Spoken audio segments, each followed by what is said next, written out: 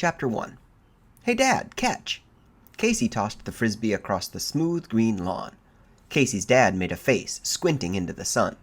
The frisbee hit the ground and skipped a few times before landing under the hedge at the back of the house. Not today. I'm busy, Dr. Brewer said, and abruptly turned and loped into the house. The screen door slammed behind him. Casey brushed his straight blonde hair back off his forehead. What's his problem? He called to Margaret, his sister, who had watched the whole scene from the side of the redwood garage. You know, Margaret said quietly. She wiped her hands on the legs of her jeans and held them both up, inviting a toss. I'll play frisbee with you for a little while, she said. Okay, Casey said, without enthusiasm. He walked slowly over to retrieve the frisbee from under the hedge. Margaret moved closer.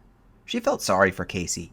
He and their dad were really close, always playing ball or frisbee or Nintendo together. But Dr. Brewer didn't seem to have time for that anymore. Jumping up to catch the frisbee, Margaret realized she felt sorry for herself, too. Dad hadn't been the same to her, either. In fact, he spent so much time down in the basement, he barely said a word to her. He doesn't even call me Princess anymore, Margaret thought. It was a nickname she hated. But at least it was a nickname, a sign of closeness. She tossed the red frisbee back. A bad toss. Casey chased after it, but it sailed away from him. Margaret looked up to the golden hills beyond their backyard. California, she thought. It's so weird out here. Here it is, the middle of winter, and there isn't a cloud in the sky, and Casey and I are out in jeans and t-shirts as if it were the middle of summer. She made a diving catch for a wild toss, rolling over on the manicured lawn and raising the frisbee above her head triumphantly. Show off, Casey muttered, unimpressed. You're the hot dog in the family, Margaret called. Well, you're a dork. Hey, Casey, you want me to play with you or not? He shrugged. Everyone was so edgy these days, Margaret realized. It was easy to figure out why. She made a high toss. The frisbee sailed over Casey's head. You chase it, he cried angrily, putting his hands on his hips. No, you, she cried. You. Casey, you're 11 years old. Don't act like a 2-year-old, she snapped. Well, you act like a 1-year-old, was his reply as he grudgingly went after the frisbee. It was all Dad's fault, Margaret realized. Things had been so tense ever since he started working at home, down in the basement with his plants and weird machines. He hardly ever came up for air, and when he did, he wouldn't even catch a frisbee, or spend 2 minutes with either of them. Mom had noticed it too, Margaret thought, running full out and making another grandstand catch just before colliding with the side of the garage. Having Dad home has made Mom really tense too. She pretends everything is fine, but I can tell she's worried about him. Lucky catch, Fatso, Casey called. Margaret hated the name Fatso even more than she hated Princess. People in her family jokingly called her Fatso because she was so thin, like her father. She was also tall like him, but she had her mother's straight brown hair, brown eyes, and dark coloring. Don't call me that. She heaved the red disc at him. He caught it at his knees and flipped it back to her. They tossed it back and forth without saying much for another 10 or 15 minutes. I'm getting hot, Margaret said, shielding her eyes from the afternoon sun with her hand. Let's go in. Casey tossed the frisbee against the garage wall. It dropped onto the grass. He came trotting over to her. Dad always plays longer, he said peevishly, and he throws better. You throw like a girl. Give me a break, Margaret groaned, giving him a playful shove as she jogged to the back door. You throw like a chimpanzee. How come Dad got fired? He asked. She blinked and stopped running. The question had caught her by surprise. Huh? His pale, freckled face turned serious. Why? He asked, obviously uncomfortable. She and Casey had never discussed this in the 4 weeks since Dad had been home, which was unusual since they were pretty close, being only a year apart. We came all the way out here so he could work at Polytech, right? Casey asked. Yeah, well, he got fired, Margaret said, half whispering in case her dad might be able to hear. But why? Did he blow up the lab or something? Casey grinned. The idea of his dad blowing up a huge campus science lab appealed to him. No, he didn't blow anything up, Margaret said, tugging at a strand of dark hair. Botanists work with plants, you know. They don't get much of a chance to blow things up. They both laughed. Casey followed her into the narrow strip of shade cast by the low ranch-style house. I'm not sure exactly what happened, Margaret continued, still half whispering, "but I overheard Dad on the phone. I think he was talking to Mr. Martinez, his department head, remember? The quiet little man who came to dinner that night the barbecue grill caught fire?" Casey nodded. "Martinez fired Dad?" "Probably," Margaret whispered. "From what I overheard, it had something to do with the plants Dad was growing. Some experiments that had gone wrong or something." "But Dad's real smart," Casey insisted, as if Margaret were arguing with him. "If his experiments went wrong, he'd know how to fix them." Margaret shrugged. "That's all I know," she said. "Come on, Casey, let's go inside. I'm dying of thirst." She stuck her tongue out and moaned, demonstrating her dire need of liquid. "You're gross," Casey said. He pulled open the screen door, then dodged in front of her so he could get inside first. "Who's gross?" Mrs. Brewer asked from the sink. She turned to greet the two of them. "Don't answer that." "Mom looks very tired today," Margaret thought, noticing the crisscross of fine lines at the corners of her mother's eyes, and the first strands of gray in her mother's shoulder-length brown hair. "I hate this job," Mrs. Brewer said, turning back to the sink. "What are you doing?" Casey asked, pulling open the refrigerator and removing a box of juice. "I'm deveining shrimp." "Yuck!" Margaret exclaimed. "Thanks for the support," Mrs. Brewer said dryly. The phone rang. Wiping her shrimpy hands with a dish towel, she hurried across the room to pick up the phone. Margaret got a box of juice from the fridge, popped the straw into the top, and followed Casey into the front hallway. The basement door, usually shut tight when Dr. Brewer was working down there, was slightly ajar. Casey started to close it, then stopped. "Let's go down and see what Dad is doing," he suggested. Margaret sucked the last drops of juice through the straw and squeezed the empty box flat in her hand. "Okay." She knew they probably shouldn't disturb their father, but her curiosity got the better of her. He had been working down there for 4 weeks now. All kinds of interesting equipment, lights, and plants had been delivered. Most days he spent at least 8 or 9 hours down there, doing whatever it was he was doing. And he hadn't shown it to them once. "Yeah, let's go," Margaret said. It was their house too, after all. Besides, maybe their dad was just waiting for them to show some interest. Maybe he was hurt that they hadn't bothered to come downstairs in all this time. She pulled the door open the rest of the way, and they stepped onto the narrow stairway. "Hey, Dad," Casey called excitedly. "Dad, can we see?" They were halfway down when their father appeared at the foot of the stairs. He glared up at them angrily, his skin strangely green under the fluorescent light fixture. He was holding his right hand, drops of red blood falling onto his white lab coat. "Stay out of the basement," he bellowed, in a voice they'd never heard before. Both kids shrank back, surprised to hear their father scream like that. He was usually so mild and soft-spoken. "Stay out of the basement," he repeated, holding his bleeding hand. "Don't ever come down here. I'm warning you." Chapter 2.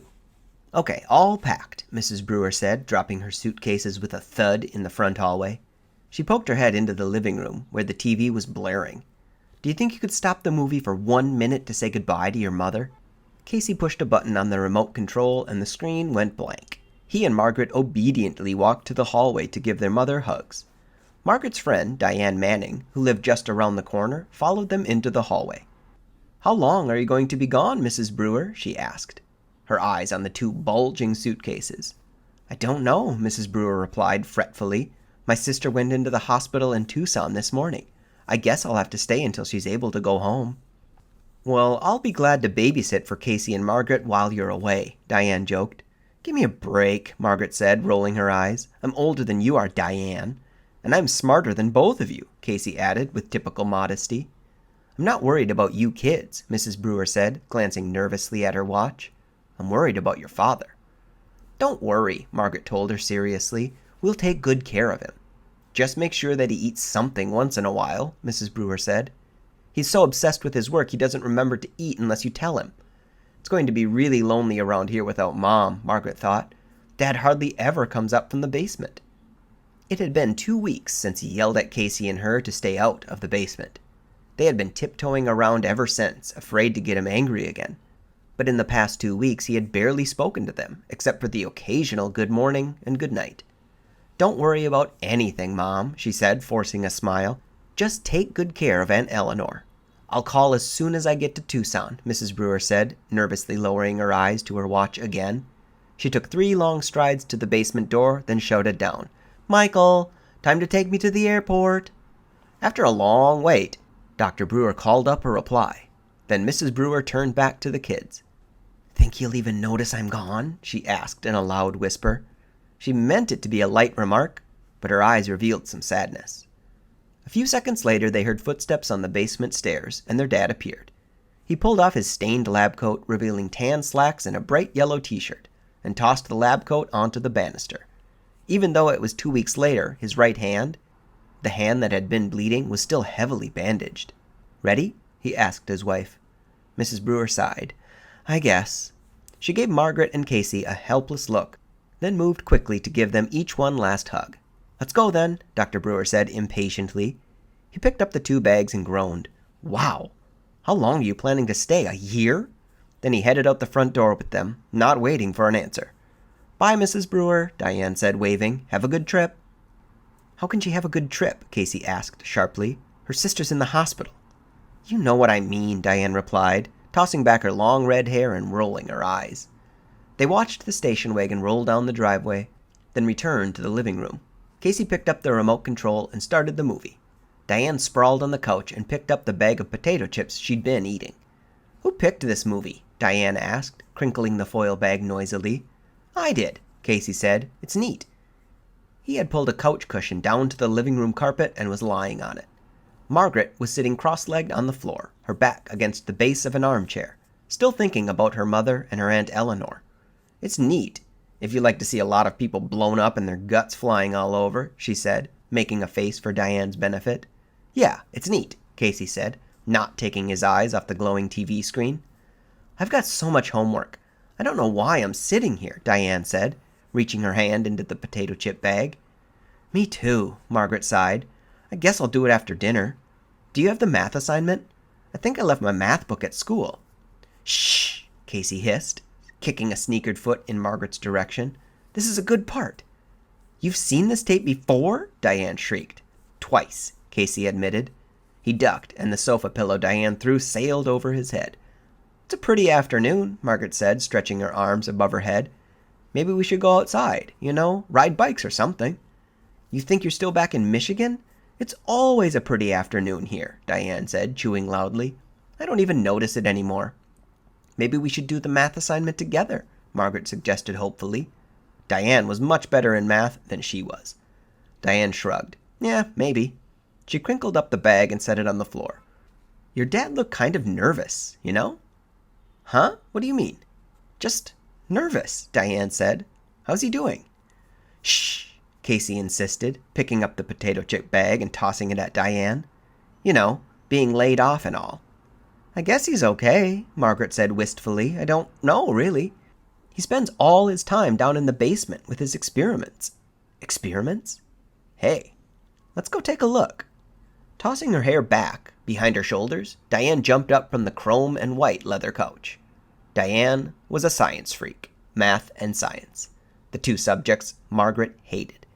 She should have been in the Brewer family, Margaret thought with a chase of bitterness. Maybe Dad would pay some attention to her since she's into the same things he is. "Come on," Diane urged, bending over to pull Margaret up from the floor. "He's a botanist, right? What's he doing down there?" "It's complicated," Margaret said, shouting over the explosions and gunfire on the TV. "He tried to explain it to me once, but—" Margaret allowed Diane to pull her to her feet. "Shut up!" Casey yelled, staring at the movie, the colors from the TV screen reflecting over his clothes. "Is he building a Frankenstein monster or something?" Diane demanded. "Or some kind of RoboCop? Wouldn't that be cool?" "Shut up!" Casey repeated shrilly as Arnold Schwarzenegger bounded across the screen. "He's got all these machines and plants down there," Margaret said uncomfortably. "But he doesn't want us to go down there." "Huh? It's like top secret?" Diane's emerald green eyes lit up with excitement. "Come on, we'll just take a peek." "No, I don't think so," Margaret told her. She couldn't forget the angry look on her father's face 2 weeks before when she and Casey had tried to pay a visit, or the way he had screamed at them never to come down to the basement. "Come on, I dare you," Diane challenged. "Are you chicken?" "I'm not afraid," Margaret insisted shrilly. Diane was always daring her to do things she didn't want to do. Why is it so important for Diane to think she's so much braver than everyone else? Margaret wondered. Chicken, Diane repeated, tossing her mane of red hair behind her shoulder. She strode quickly toward the basement door. Diane, stop! Margaret cried, following after her. Hey, wait! Casey cried, clicking off the movie. Are we going downstairs? Wait for me. He climbed quickly to his feet and enthusiastically hurried to join them at the basement door. We can't, Margaret started, but Diane clamped a hand over her mouth. We'll take a quick peek, Diane insisted. We'll just look. We won't touch anything. And then we'll come right back upstairs. Okay, I'll go first, Casey said, grabbing for the doorknob. Why do you want to do this? Margaret asked her friend. Why are you so eager to go down there? Diane shrugged. It beats doing our math, she replied, grinning. Margaret sighed, defeated. Okay, let's go. But remember, just looking, no touching. Casey pulled open the door and led the way onto the stairway. Stepping onto the landing, they were immediately engulfed in hot, steamy air. They could hear the buzz and hum of electronic machinery. And off to the right, they could see the glare of the bright white lights from Dr. Brewer's workroom. This is kind of fun, Margaret thought, as the three of them made their way down the linoleum-covered stairway. It's an adventure. There's no harm in taking a peek. So why was her heart pounding? Why did she have this sudden tingle of fear? Chapter 3. Yuck, it's so hot in here. As they stepped away from the stairs, the air became unbearably hot and thick. Margaret gasped. The sudden change in temperature was suffocating. It's so moist, Diane said. Good for your hair and skin. We studied the rainforest in school, Casey said. Maybe Dad's building a rainforest. Maybe, Margaret said uncertainly. Why did she feel so strange? Was it just because they were invading their father's domain? Doing something he had told them not to do?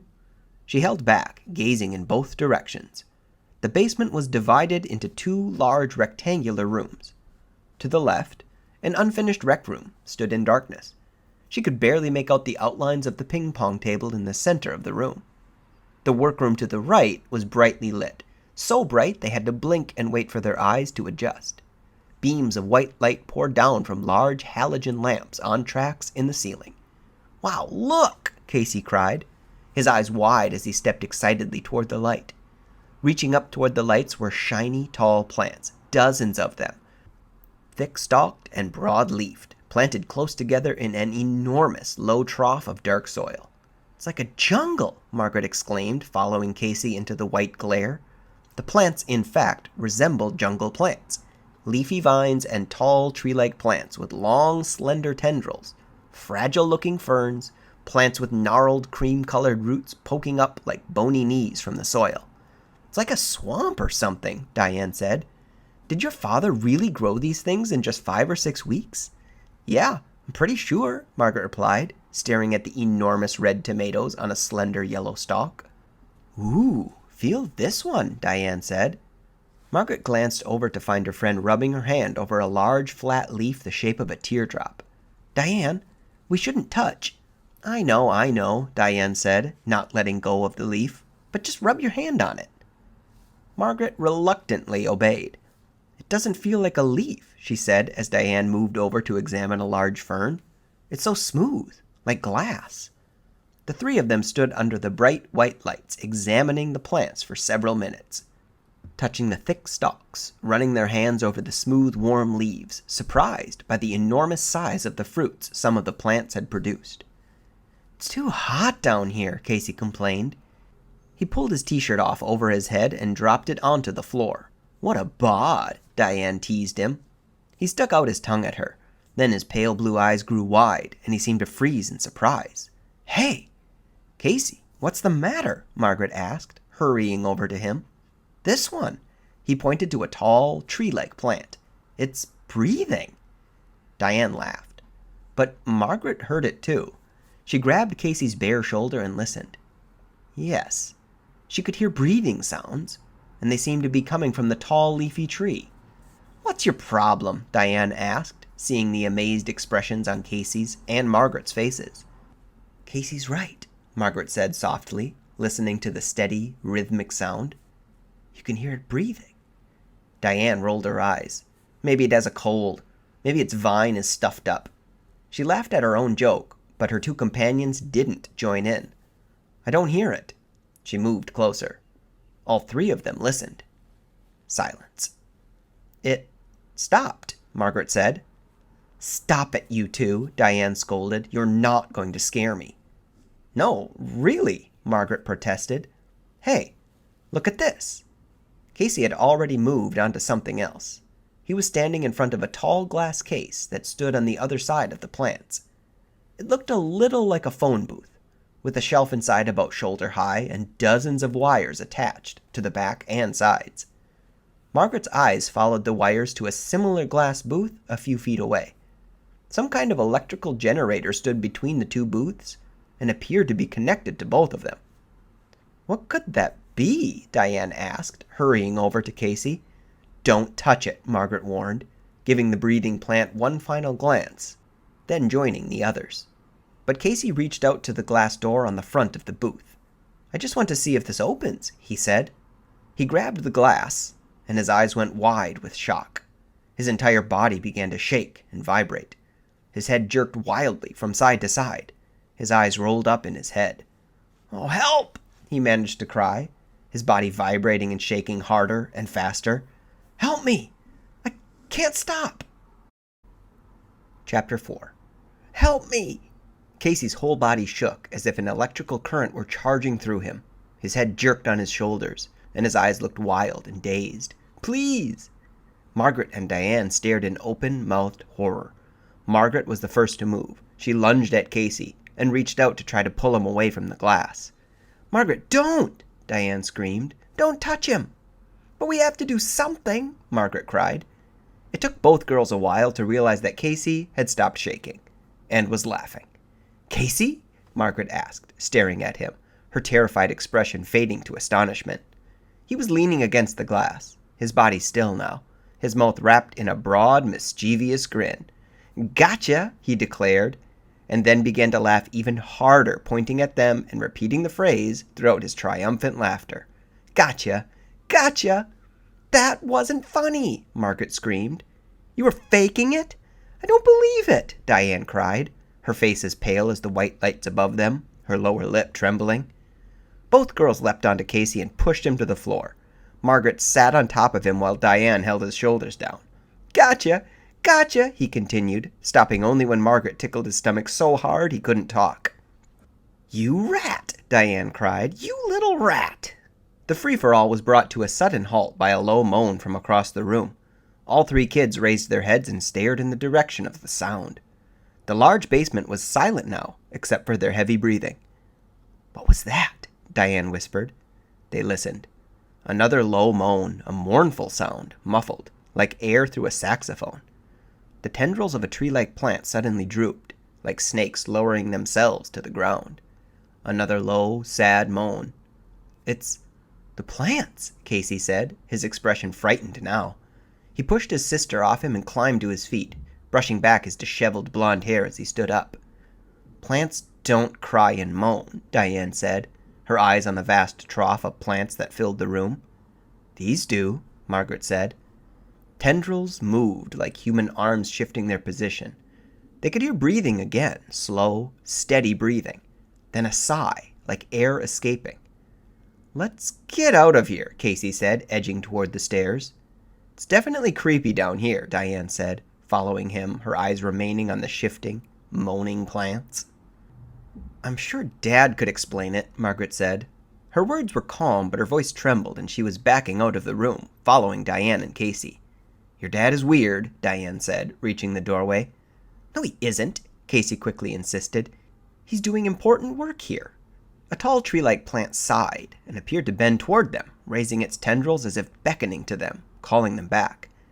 Let's just get out of here, Margaret exclaimed. All three of them were out of breath by the time they ran up the stairs. Casey closed the door tightly, making sure it clicked shut. Weird, Diane repeated, playing nervously with a strand of her long red hair. Definitely weird. It was her word of the day, but Margaret had to admit it was appropriate. Well, Dad warned us not to go down there, Margaret said, struggling to catch her breath. I guess he knew it would look scary to us, and we wouldn't understand. I'm getting out of here, Diane said, only half kidding. She stepped out of the screen door and turned back toward them. Want to go over the math later? Yeah, sure, Margaret said, still thinking about the moaning, shifting plants. Some of them had seemed to be reaching out to them, crying out to them. But of course, that was impossible. Later, Diane said, and headed at a trot down the drive. Just as she disappeared, their father's dark blue station wagon turned the corner and started up the drive. Back from the airport, Margaret said. She turned from the door back to Casey a few yards behind her in the hallway. Is the basement door closed? Yeah, Casey replied, looking again to make sure. No way Dad will know we... He stopped. His mouth dropped open, but no sound came out. His face went pale. My t-shirt! Casey exclaimed, slapping his bare chest. I left it in the basement. Chapter 5. I've got to get it, Casey said. Otherwise Dad'll know... It's too late, Margaret interrupted, her eyes on the driveway. He's already pulled up the drive. It'll only take a second, Casey insisted, his hand on the basement doorknob.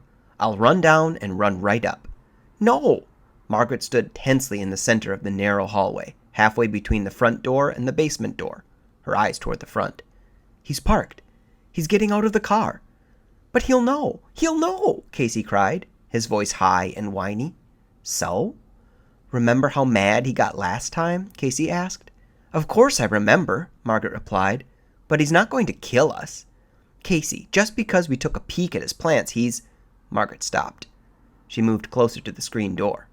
Hey, wait. What's going on? Casey asked. Hurry! Margaret turned and gestured with both hands. Go! Get downstairs, fast! Mr. Henry from next door. He stopped Dad.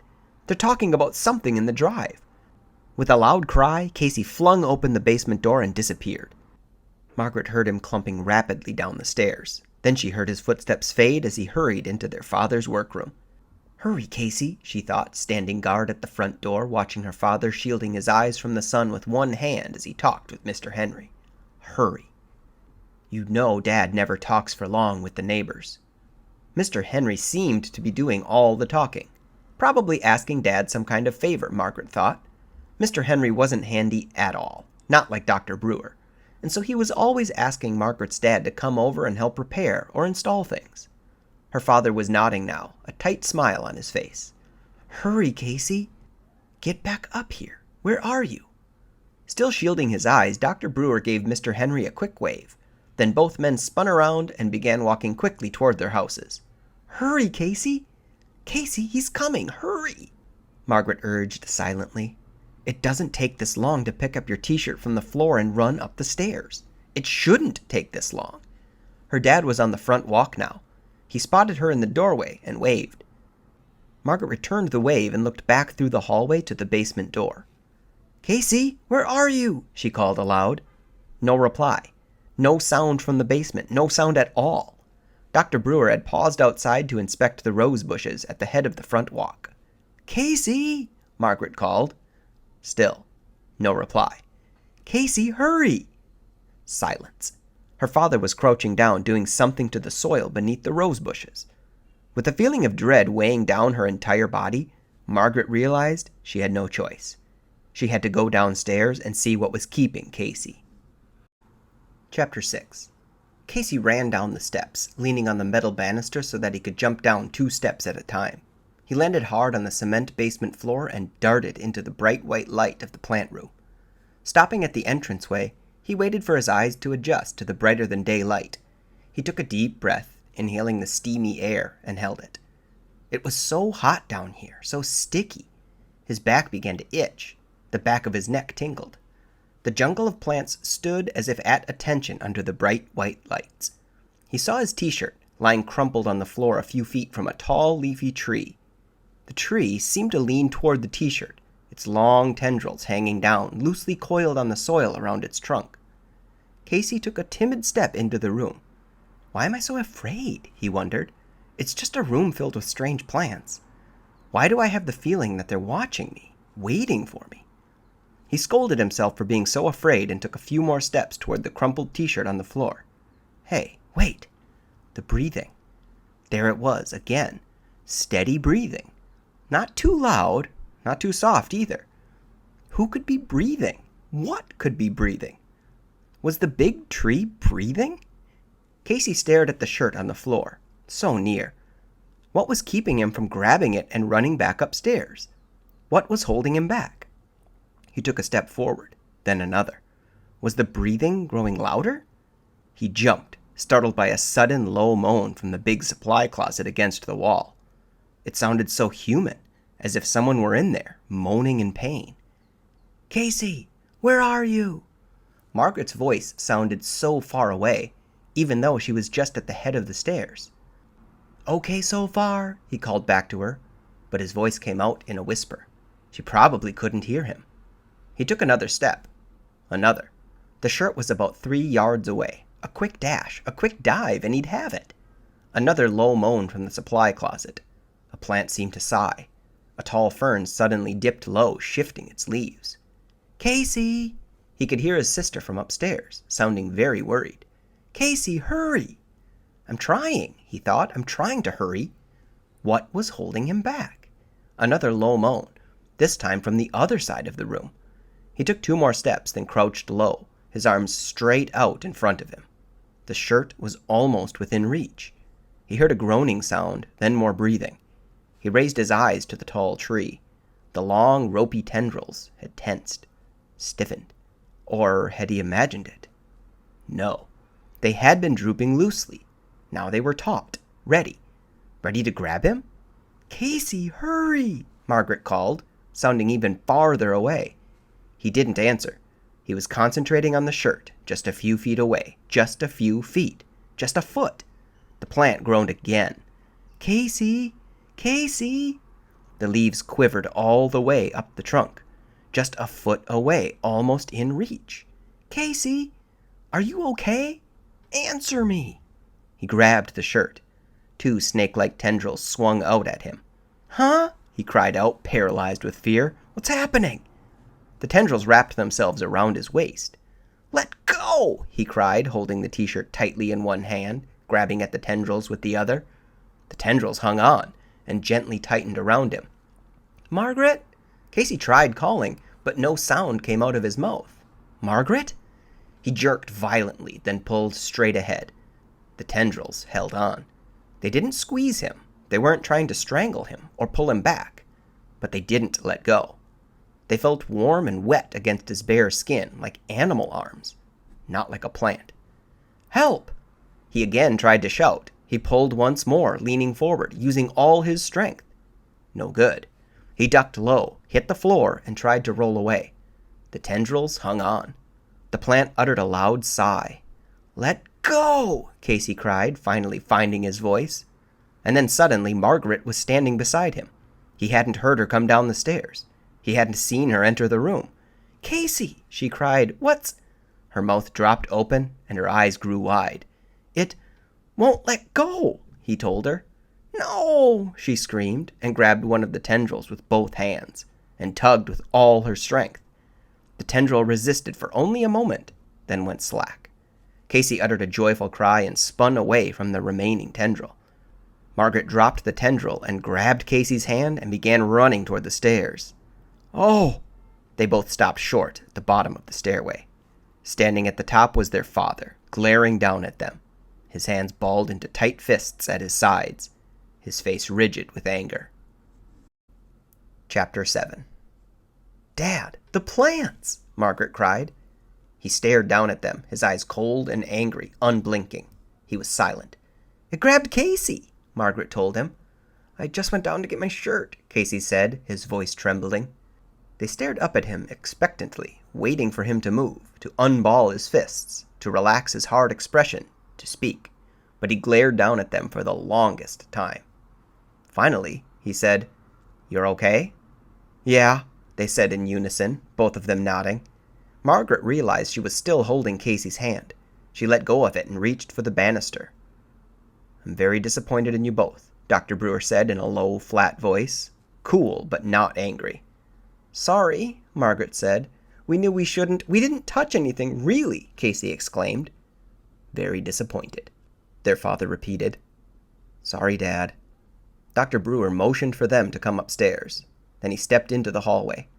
"I thought he was going to yell at us," Casey whispered to Margaret as he followed her up the steps. "That's not Dad's style," Margaret whispered back. "He sure yelled at us the last time we started into the basement," Casey replied. They followed their father into the kitchen. He motioned for them to sit down at the white formica table, then dropped into a chair across from them. His eyes went from one to the other, as if studying them, as if seeing them for the first time. His expression was totally flat, almost robot-like, revealing no emotion at all. "Dad, what's with those plants?" Casey asked. "What do you mean?" Dr. Brewer asked. "They're so weird," Casey said. "I'll explain them to you someday," he said flatly, still staring at the two of them. "It looks very interesting," Margaret said, struggling to say the right thing. Was their dad trying to make them feel uncomfortable, she wondered. If so, he was doing a good job of it. This wasn't like him, not at all. He was always a very direct person, Margaret thought. If he was angry, he said he was angry. If he was upset, he'd tell them he was upset. So why was he acting so strange, so silent, so cold? "I asked you not to go in the basement," he said quietly, crossing his legs and leaning back so that the kitchen chair tilted back on two legs. "I thought I made it clear." Margaret and Casey glanced at each other. Finally, Margaret said, "We won't do it again." "But can't you take us down there and tell us what you're doing?" Casey asked. He still hadn't put the t-shirt on. He was holding it in a ball between his hands on the kitchen table. "Yeah, we'd really like to understand it," Margaret added enthusiastically. "Someday," their father said. He returned the chair to all four legs and then stood up. "We'll do it soon, okay?" He raised his arms above his head and stretched. "I've got to get back to work." He disappeared into the front hallway. Casey raised his eyes to Margaret and shrugged. Their father reappeared carrying the lab coat he had tossed over the front banister. "Mom got off okay?" Margaret asked. He nodded. "I guess." He pulled on the lab coat over his head. "I hope Aunt Eleanor is okay," Margaret said. Dr. Brewer's reply was muffled as he adjusted the lab coat and straightened the collar. "Later," he said. He disappeared into the hallway. They heard him shut the basement door behind him. "I guess he's not going to ground us or anything for going down there," Margaret said, leaning against the table and resting her chin in her hands. "I guess," Casey said. "He sure is acting weird." "Maybe he's upset because Mom is gone," Margaret said. She sat up and gave Casey a push. "Come on, get up. I've got work to do." "I can't believe that plant grabbed me," Casey said thoughtfully, not budging. "You don't have to push," Casey griped, but he climbed to his feet and stepped out of Margaret's way. "I'm going to have bad dreams tonight," he said glumly. "Just don't think about the basement," Margaret advised. That's really lame advice, she told herself, but what else could she say? She went up to her room, thinking about how she missed her mother already. Then the scene in the basement with Casey, trying to pull himself free of the enormous twining plant tendrils, played once again through her mind. With a shudder, she grabbed her textbook and threw herself onto her stomach on the bed, prepared to read. But the words on the page blurred as the moaning, breathing plants kept creeping back into her thoughts. At least we're not being punished for going down there, she thought. At least Dad didn't yell and frighten us this time. And at least Dad has promised to take us downstairs with him soon and explain to us what he's working on down there. That thought made Margaret feel a lot better. She felt better until the next morning when she awoke early and went downstairs to make some breakfast. To her surprise, her father was already at work, the basement door was shut tight, and a lock had been installed on the door. The next Saturday afternoon, Margaret was up in her room, lying on top of the bed, talking to her mom on the phone. "I'm really sorry about Aunt Eleanor," she said, twisting the white phone cord around her wrist. "The surgery didn't go as well as expected," her mother said, sounding very tired. "The doctors say she may have to have more surgery, but they have to build up her strength first." "I guess this means you won't be coming home real soon," Margaret said, sadly. Mrs. Brewer laughed. "Don't tell me you actually miss me." "Well, yes," Margaret admitted. She raised her eyes to the bedroom window. 2 sparrows had landed outside on the window ledge and were chattering excitedly, distracting Margaret, making it hard to hear her mother over the crackling line from Tucson. "How's your father doing?" Mrs. Brewer asked. "I spoke to him last night, but he only grunted." "He doesn't even grunt to us," Margaret complained. She held her hand over her ear to drown out the chattering birds. "He hardly says a word." "He's working really hard," Mrs. Brewer replied. In the background, Margaret could hear some kind of loudspeaker announcement. Her mother was calling from a payphone at the hospital. "He never comes out of the basement," Margaret complained, a little more bitterly than she had intended. "Your father's experiments are very important to him," her mother said. "More important than we are?" Margaret cried. She hated the whiny tone in her voice. She wished she hadn't started complaining about her dad over the phone. Her mother had enough to worry about at the hospital. Margaret knew she shouldn't make her feel even worse. "Your dad has a lot to prove," Mrs. Brewer said, "to himself and to others. I think he's working so hard because he wants to prove to Mr. Martinez and the others at the university that they were wrong to fire him. He wants to show them that they made a big mistake." "But we used to see him more before he was home all the time," Margaret complained. She could hear her mother sigh impatiently. "Margaret, I'm trying to explain to you. You're old enough to understand. I'm sorry," Margaret said quickly. She decided to change the subject. "He's wearing a baseball cap all of a sudden." "Who? Casey?" "No, Mom," Margaret replied. "Dad. He's wearing a Dodgers cap. He never takes it off." "Really?" Mrs. Brewer sounded very surprised. Margaret laughed. "We told him he looks really dorky in it, but he refuses to take it off." Mrs. Brewer laughed too. "Uh-oh. I'm being called," she said. "Gotta run. Take care, dear. I'll try to call back later." A click, and she was gone. Margaret stared up at the ceiling, watching shadows from trees in the front yard move back and forth. The sparrows had flown away, leaving silence behind. "Poor Mom," Margaret thought. "She's so worried about her sister, and I had to go and complain about Dad. Why did I do that?" She sat up, listening to the silence. Casey was over at a friend's. Her dad was no doubt working in the basement, the door carefully locked behind him. "Maybe I'll give Diane a call," Margaret thought. She reached for the phone, then realized she was hungry. Lunch first, she decided, then Diane. She brushed her dark hair quickly, shaking her head at the mirror over her dressing table, then hurried downstairs. To her surprise, her dad was in the kitchen. He was huddled over the sink, his back to her. She started to call out to him, but stopped. What was he doing? Curious, she pressed against the wall, gazing at him through the doorway to the kitchen. Dr. Brewer appeared to be eating something. With one hand, he was holding a bag on the counter beside the sink. As Margaret watched in surprise, he dipped his hand into the bag, pulled out a big handful of something, and shoved it into his mouth. Margaret watched him chew hungrily, noisily, then pull out another handful from the bag and eat it greedily. What on earth is he eating? She wondered. He never eats with Casey and me. He always says he isn't hungry. But he sure is hungry now. He acts as if he's starving. She watched from the doorway as Dr. Brewer continued to grab handful after handful from the bag, gulping down his solitary meal. After a while, he crinkled up the bag and tossed it into the trash can under the sink. Then he wiped his hands off on the sides of his white lab coat. Margaret quickly backed away from the door, tiptoed through the hall, and ducked into the living room. She held her breath as her father came into the hall, clearing his throat loudly. The basement door closed behind him. She heard him carefully lock it. When she was sure that he had gone downstairs, Margaret walked eagerly into the kitchen.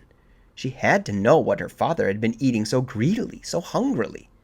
She pulled open the sink cabinet, reached into the trash, and pulled out the crinkled-up bag. Then she gasped aloud as her eyes ran over the label. Her father, she saw, had been devouring plant food. Chapter 8. Margaret swallowed hard. Her mouth felt dry as cotton. She suddenly realized she was squeezing the side of the counter so tightly her hand ached. Forcing herself to loosen her grip, she stared down at the half-empty plant food bag, which she had dropped onto the floor. She felt sick. She couldn't get the disgusting picture out of her mind. How could her dad eat mud? He didn't just eat it, she realized. He shoveled it into his mouth and gulped it down, as if he liked it, as if he needed it. Eating the plant food had to be part of his experiments, Margaret told herself. But what kind of experiments? What was he trying to prove with those strange plants he was growing? The stuff inside the bag smelled sour like fertilizer. Margaret took a deep breath and held it. She suddenly felt sick to her stomach.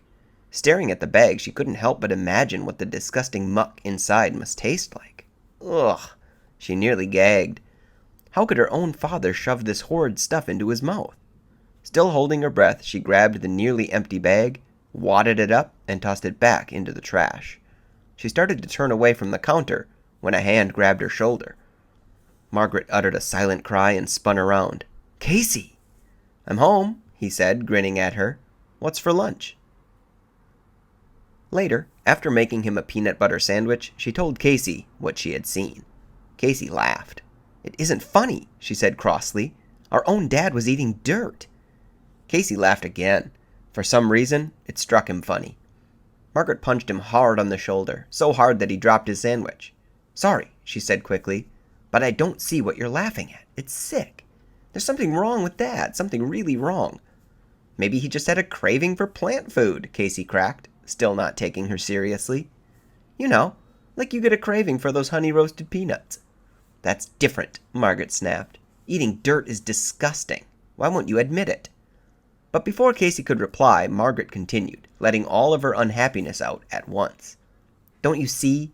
Dad has changed. A lot. Even since Mom has been gone. He spends even more time in the basement. That's because Mom isn't around," Casey interrupted. "And he's so quiet all the time, and so cold to us," Margaret continued, ignoring him. "He hardly says a word to us. He used to kid around all the time and ask us about our homework. He never says a human word. He never called me princess or fatso the way he used to. He never—" "You hate those names, fatso," Casey said, giggling with a mouthful of peanut butter. "I know," Margaret said impatiently. "That's just an example." "So, what are you trying to say?" Casey asked. "That Dad is out of his tree? That he's gone totally bananas?" I don't know," Margaret answered in frustration. "Watching him gulp down that disgusting plant food, I had this horrible thought that he's turning into a plant." Casey jumped up, causing his chair to scrape back across the floor. He began staggering around the kitchen, zombie-like, his eyes closed, his arms stretched out stiffly in front of him. "I am the Incredible Plant Man," he declared, trying to make his voice sound bold and deep.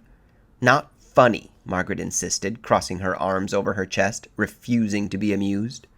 "Plant Man versus Weed Woman," Casey declared, staggering toward Margaret.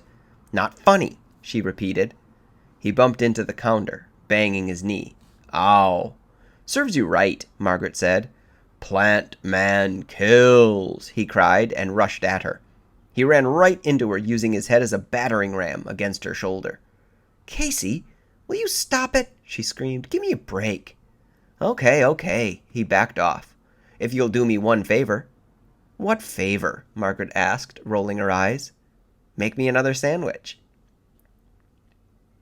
Monday afternoon after school, Margaret, Casey, and Diane were tossing a frisbee back and forth in Diane's backyard.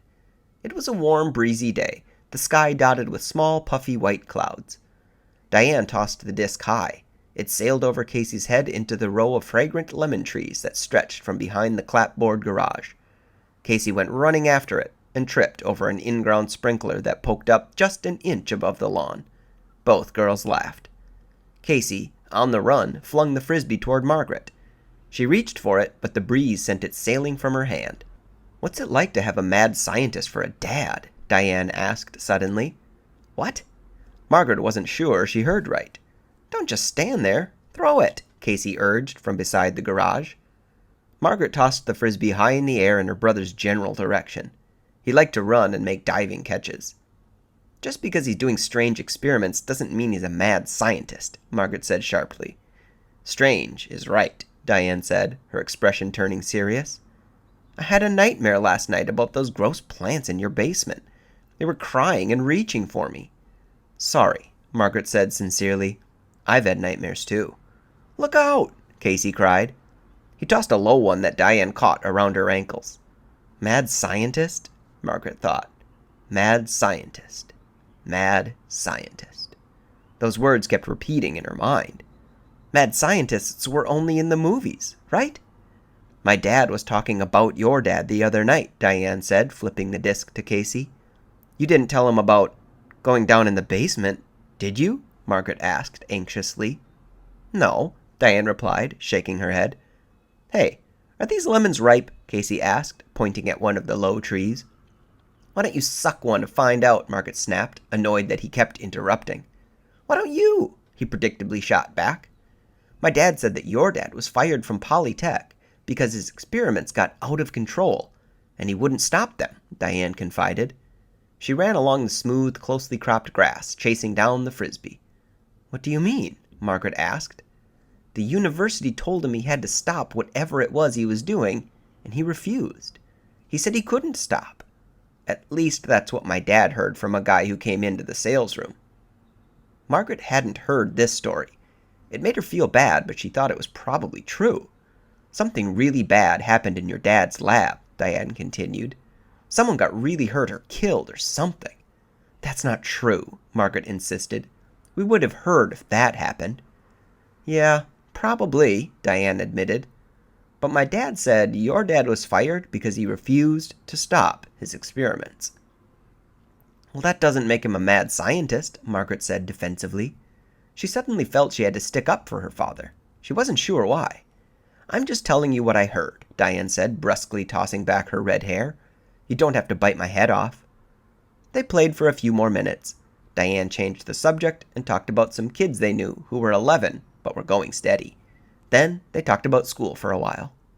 Time to go, Margaret called to Casey. He picked the frisbee up from the lawn and came running over. Call you later, Margaret told Diane, giving her a little wave. Then she and Casey began to jog home, cutting through familiar backyards.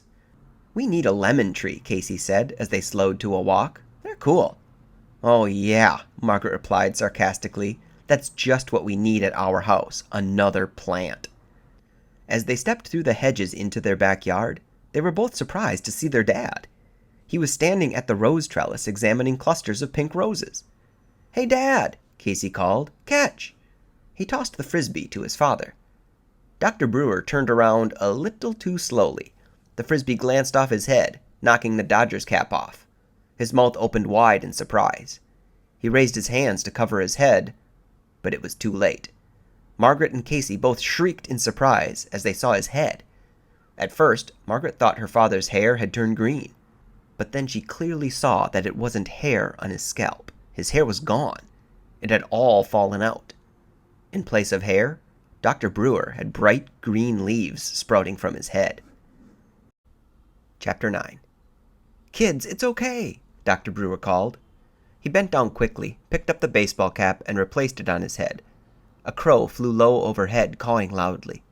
Margaret raised her eyes to follow the bird, but the sight of the hideous leaves sprouting from her father's head wouldn't go away. Her whole head began to itch as she imagined what it must feel like to have leaves uncurling from your scalp. It's okay, really, Doctor repeated, hurrying over to them. But Dad, your head, Casey stammered. He suddenly looked very pale. Margaret felt sick. She kept swallowing hard, trying to ride out the waves of nausea. Come here, you two, their father said softly, putting an arm around each of their shoulders. Let's sit down in the shade over there and have a talk. I spoke to your mom on the phone this morning. She told me you're upset about my work. Your head, it's all green, Casey repeated. I know, Dr. Brewer said, smiling. That's why I put on the cap. I didn't want you two to worry. He led them to the shade of the tall hedges that ran along the garage, and they sat down on the grass. I guess you two think your dad has gotten pretty weird, huh? He stared into Margaret's eyes. Feeling uncomfortable, she looked away. Cawing frantically, the crow flew over again, heading in the other direction. Margaret, you haven't said a word, her father said, squeezing her hand tenderly between his. What's wrong? What do you want to say to me? Margaret sighed and still avoided her father's glance. Come on, tell us. Why do you have leaves growing out of your head? She asked bluntly.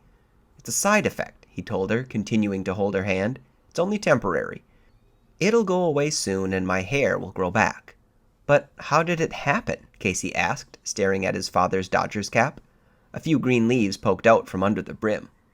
Maybe you two would feel better if I explained what I'm trying to do down in the basement, Dr. Brewer said, shifting his weight and leaning back on his hands. I've been so wrapped up in my experiments I haven't had much time to talk to you. You haven't had any time, Margaret corrected him. I'm sorry, he said, lowering his eyes. I really am. But this work I'm doing is so exciting and so difficult.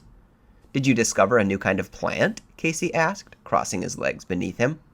No, I'm trying to build a new kind of plant, Dr. Brewer explained. Huh? Casey exclaimed. Have you ever heard about DNA in school? Their father asked. They shook their heads. Well, it's pretty complicated, he continued. Dr. Brewer thought for a moment. Let me try and put it in simple terms, he said, fiddling with the bandage around his hand. Let's say we took a person who had a very high IQ. You know, real brain power. Like me, Casey interrupted. Casey, shut up, Margaret said edgily. A real brain, like Casey, Dr. Brewer said agreeably. And let's say we were able to isolate the molecule or gene or tiny part of a gene that enabled the person to have such high intelligence. And then let's say we were able to transmit it into other brains. And then this brain power could be passed along from generation to generation.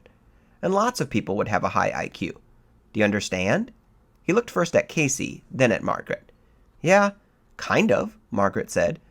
You take a good quality from one person and put it into other people. And then they have the good quality too, and they pass it on to their children, and on and on. Very good, Dr. Brewer said, smiling for the first time in weeks. That's what a lot of botanists do with plants. They try to take the fruit-bearing building block from one plant and put it into another. Create a new plant that will bear 5 times as much fruit, or 5 times as much grain or vegetables. And that's what you're doing? Casey asked. Not exactly, their father said, lowering his voice. I'm doing something a little more unusual. I really don't want to go into detail now, but I'll tell you that what I'm trying to do is build a kind of plant that has never existed and could never exist. I'm trying to build a plant that's part animal. Casey and Margaret stared at their father in surprise. Margaret was the first to speak. You mean you're taking cells from an animal and putting them into a plant? He nodded. I really don't want to say more. You two understand why this must be kept secret. He turned his eyes on Margaret, then Casey, studying their reactions. How do you do it? Margaret asked, thinking hard about everything he had just told them. How do you get these cells from the animals to the plant? I'm trying to do it by breaking them down electronically, he answered. I have 2 glass booths connected by a powerful electron generator. You may have seen them when you were snooping around down there. He made a sour face. Yeah, they look like phone booths, Casey said. One booth is a sender, and one is a receiver, he explained. I'm trying to send the right DNA, the right building blocks from one booth to the other. It's very delicate work. And have you done it? Margaret asked. I've come very close, Dr. Brewer said, a pleased smile crossing his face. The smile lasted only a few seconds. Then, his expression thoughtful, he abruptly climbed to his feet. Got to get back to work, he said quietly. See you two later. He started walking across the lawn, taking long strides. But Dad, Margaret called after him. She and Casey climbed to their feet, too. Your head, the leaves. You didn't explain it, she said as she and her brother hurried to catch up to him. Dr. Brewer shrugged. Nothing to explain, he said curtly. Just a side effect. He adjusted his Dodgers cap. Don't worry about it. It's only temporary. Just a side effect. Then he hurried into the house. Casey seemed really pleased by their dad's explanation of what was going on in the basement. Dad's doing really important work, he said with unusual seriousness. But as Margaret made her way into the house, she found herself troubled by what her dad had said, and even more troubled by what he hadn't said. Margaret closed the door to her room and lay down on the bed to think about things. Her father hadn't really explained the leaves growing on his head. Just a side effect didn't explain much at all. A side effect from what? What actually caused it? What made his hair fall out? When will his hair grow back? It was obvious that he hadn't wanted to discuss it with them. He had certainly hurried back to his basement after telling them it was just a side effect. A side effect. It made Margaret feel sick every time she thought about it. What must it feel like? Green leaves pushing up from your pores, uncurling against your head. Yuck. Thinking about it made her itch all over. She knew she'd have hideous dreams tonight. She grabbed her pillow and hugged it over her stomach, wrapping her arms tightly around it.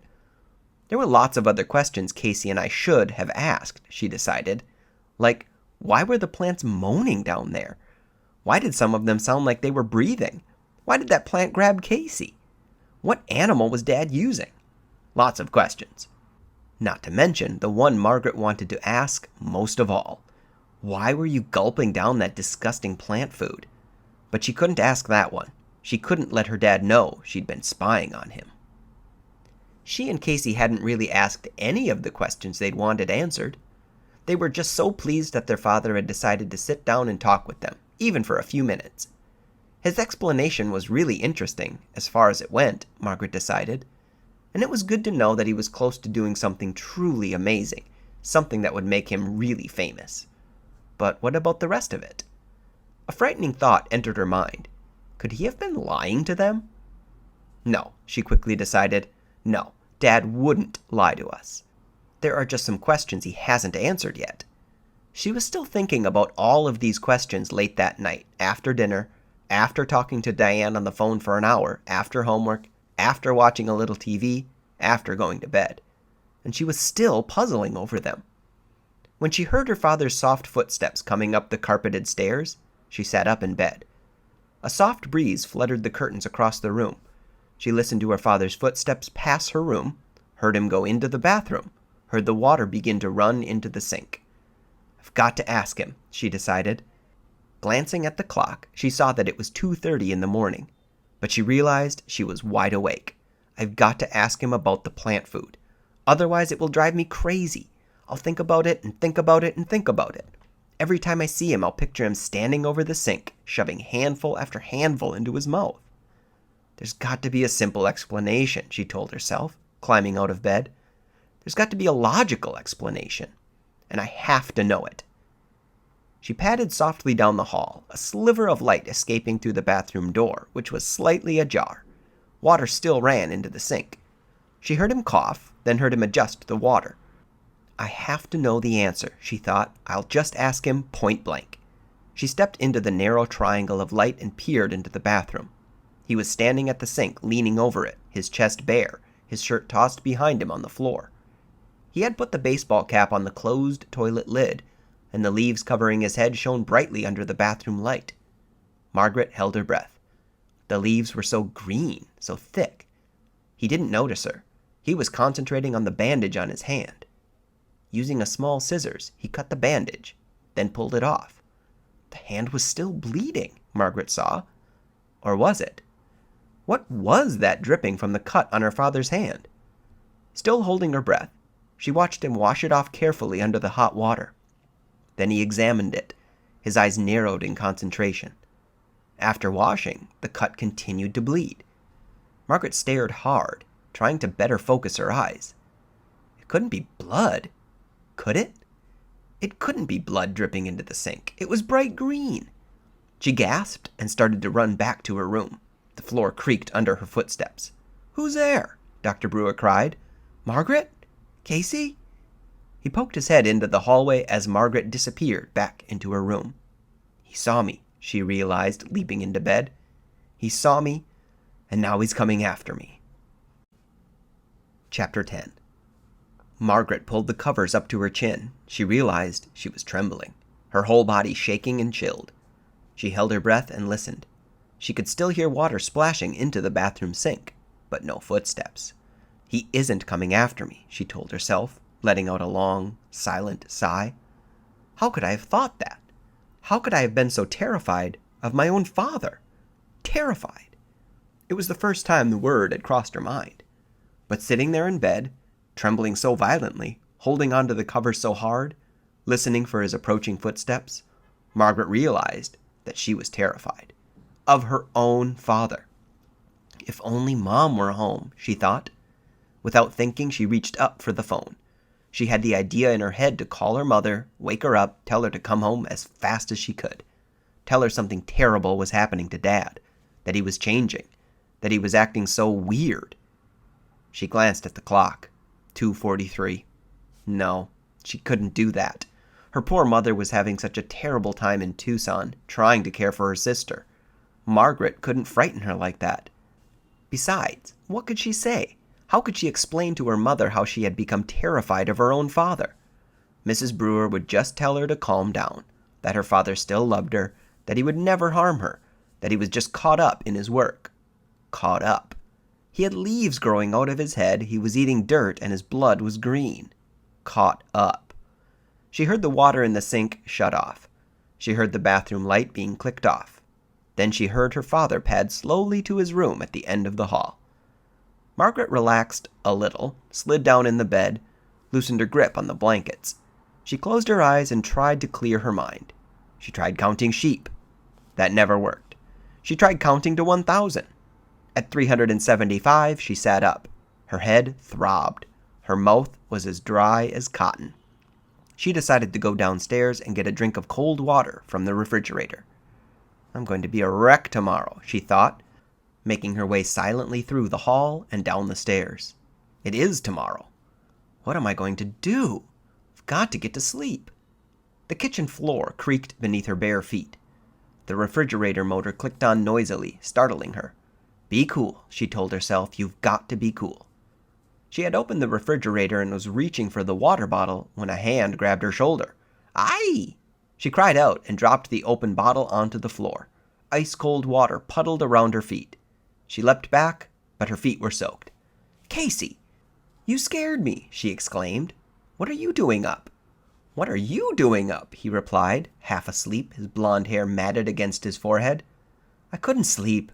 Help me mop up this water. I didn't spill it, he said, backing away. You mop it up. You made me spill it, Margaret declared shrilly.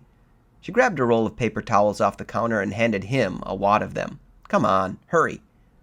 They both got down on their knees and, by the light from the refrigerator, began mopping up the cold water. I just keep thinking about things, Casey said, tossing a soaking wad of paper towel onto the counter. That's why I can't sleep. Me too, Margaret said, frowning. She started to say something else, but a sound from the hallway stopped her. It was a plaintive cry, a moan filled with sadness. Margaret gasped and stopped dabbing at the water. What was that? Casey's eyes filled with fear. They heard it again, such a sad sound, like a plea, a mournful plea. It's coming from the basement, Margaret said. Do you think it's a plant? Casey asked very quietly. Do you think it's one of Dad's plants? Margaret didn't answer. She crouched on her knees, not moving, just listening. Another moan, softer this time, but just as mournful. I don't think Dad told us the truth, she told Casey, staring into his eyes.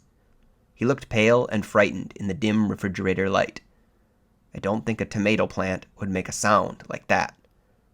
Margaret climbed to her feet, collecting the wet clumps of paper towel and deposited them in the trash can under the sink. Then she closed the refrigerator door, covering the room in darkness. Her hand on Casey's shoulder, she guided him out of the kitchen and through the hall. They stopped at the basement door and listened.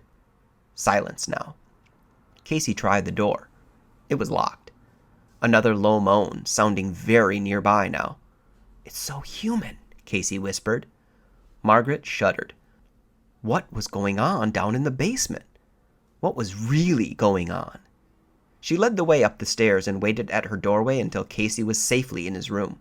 He gave her a wave, yawning silently, and closed the door behind him. A few seconds later, Margaret was back in her bed, the covers pulled up to her chin despite the warmth of the night. Her mouth was still achingly dry, she realized. She had never managed to get a drink. Somehow she drifted into a restless sleep. Her alarm went off at 7:30. She sat up and thought about school. Then she remembered there was no school for the next 2 days because of some kind of teacher's conference. She turned off the clock radio, slumped back onto her pillow, and tried to go back to sleep. But she was awake now, thoughts of the night before pouring back into her mind, flooding her with the fear she had just felt a few hours earlier. She stood up and stretched, and decided to go talk to her father, to confront him first thing, to ask all the questions she wanted to ask. If I don't, he'll disappear down to the basement, and I'll sit around thinking these frightening thoughts all day, she told herself. I don't want to be terrified of my own father. I don't. She pulled a light cotton robe over her pajamas, found her slippers in the cluttered closet, and stepped out into the hallway. It was hot and stuffy in the hall, almost suffocating. Pale morning light filtered down from the skylight overhead.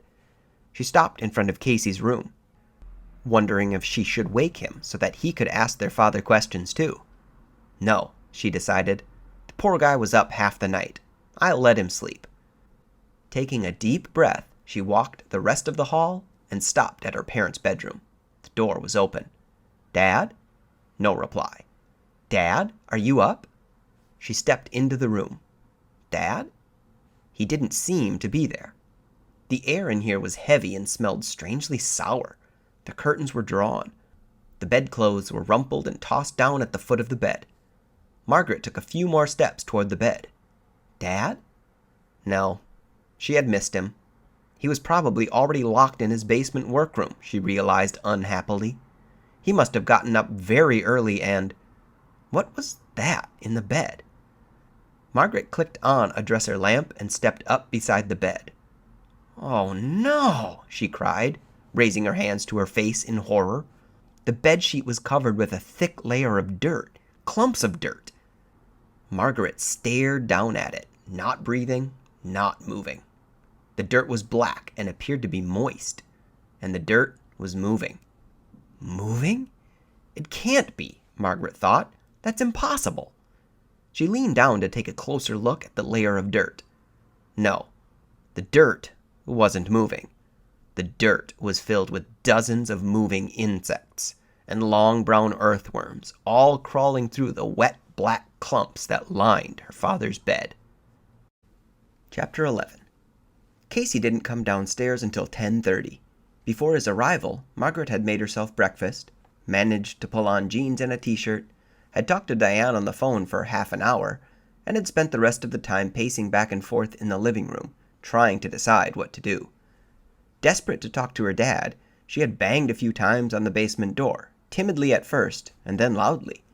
But he either couldn't hear her or chose not to. He didn't respond.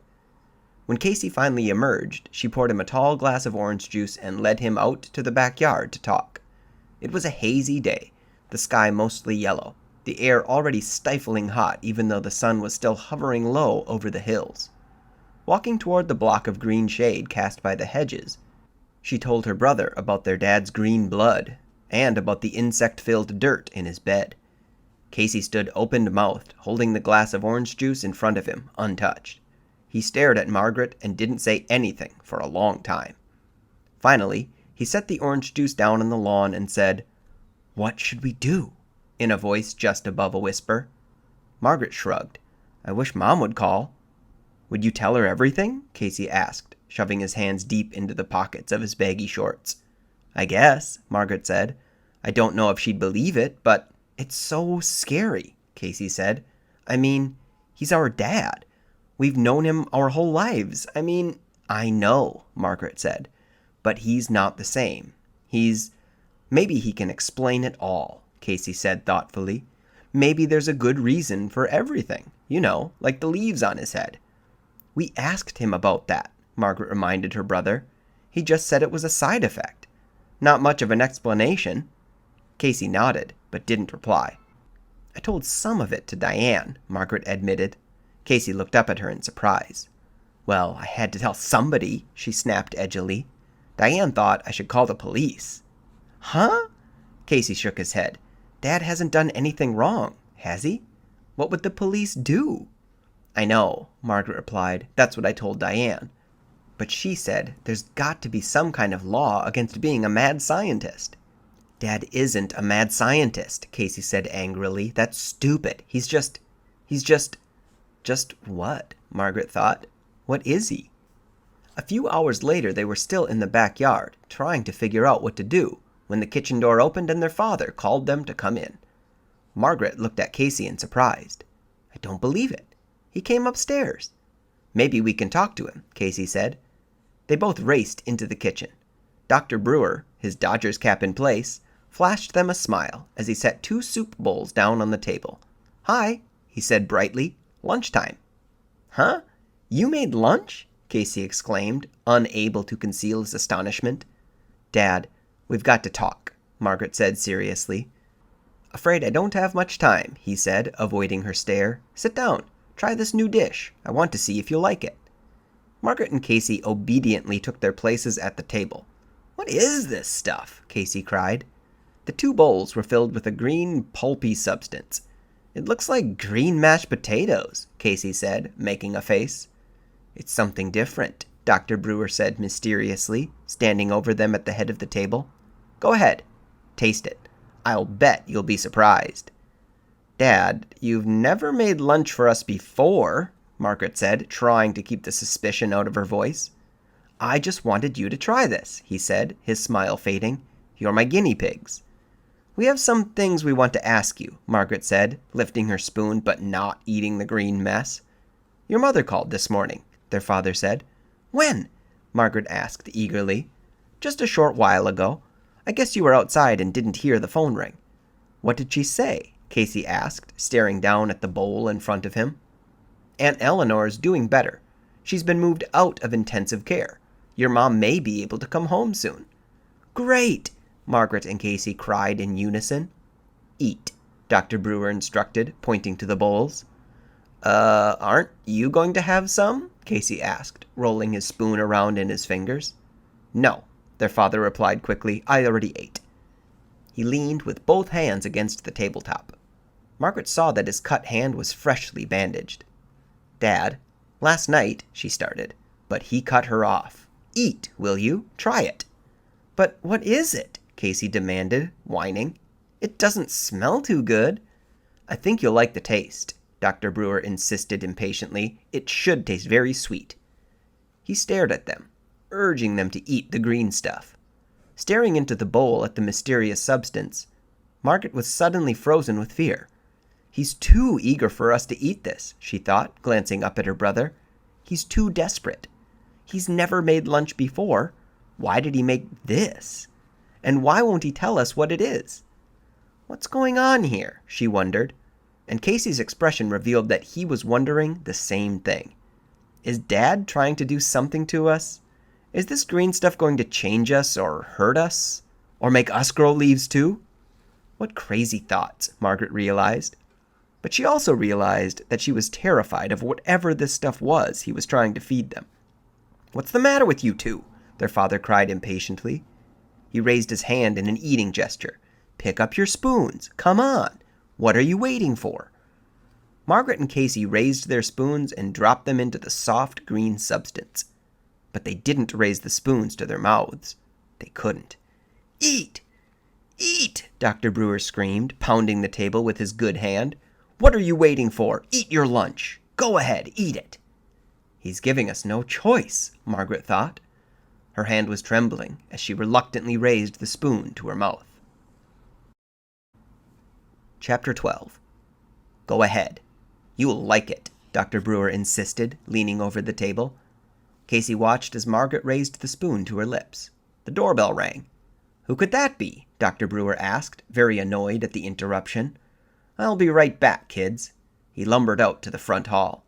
Saved by the bell, Margaret said, dropping the spoon back into the bowl with a sickening plop. This stuff is disgusting, Casey whispered. It's some kind of plant food or something. Yuck! Quick, Margaret said, jumping up and grabbing the two bowls. Help me. They rushed to the sink, pulled out the wastebasket, and scooped the contents of both bowls into the garbage. Then they carried both bowls back to the table and set them down beside the spoons. Let's go see who's at the door, Casey said. They crept into the hall in time to see a man carrying a black briefcase step into the front entranceway and greet their father with a short handshake. The man had a tanned, bald head and was wearing large blue-lensed sunglasses. He had a brown mustache and was wearing a navy blue suit with a red and white striped tie. Mr. Martinez, their father exclaimed. What a surprise. That's Dad's old boss from Polytech, Margaret whispered to Casey. I know, Casey replied peevishly. I said weeks ago I'd come check up on how your work is coming along, Martinez said, sniffing the air for some reason. Wellington gave me a lift. My car is in the garage, for a change. Well, I'm not really ready, Dr. Brewer stammered, looking very uncomfortable, even from Margaret's vantage point behind him. I wasn't expecting anyone. I don't think this is a good time. No problem. I'll just have a quick look, Martinez said, putting a hand on Dr. Brewer's shoulder as if to calm him. I've always been so interested in your work, you know that. And you know that it wasn't my idea to let you go. The board forced me. They gave me no choice. But I'm not giving up on you, I promise you that. Come on, let's see what kind of progress you're making." Well, Dr. Brewer couldn't hide his displeasure at Mr. Martinez's surprise appearance. He scowled and tried to block the path to the basement steps. At least, it seemed that way to Margaret, who watched silently beside her brother. Mr. Martinez stepped past Dr. Brewer and pulled open the basement door. "Hi, guys." Mr. Martinez gave the two kids a wave, hoisting his briefcase as if it weighed 2 tons. Their father looked surprised to see them there. "Did you kids finish your lunch?" "Yeah, it was pretty good," Casey lied. The answer seemed to please Dr. Brewer. Adjusting the brim of his Dodgers cap, he followed Mr. Martinez into the basement, carefully closing and locking the door behind him. "Maybe he'll give Dad his job back," Casey said, walking back into the kitchen. He pulled open the refrigerator to look for something for lunch. "Don't be stupid," Margaret said, reaching over him to pull out a container of egg salad. "If Dad really is growing plants that are part animal, he'll be famous. He won't need a job." "Yeah, I guess," Casey said thoughtfully. "Is that all there is? Just egg salad?" "I'll make you a sandwich," Margaret offered. "I'm not really hungry," Casey replied. "That green stuff made me sick. Why do you think he wanted us to eat it?" "I don't know," Margaret said.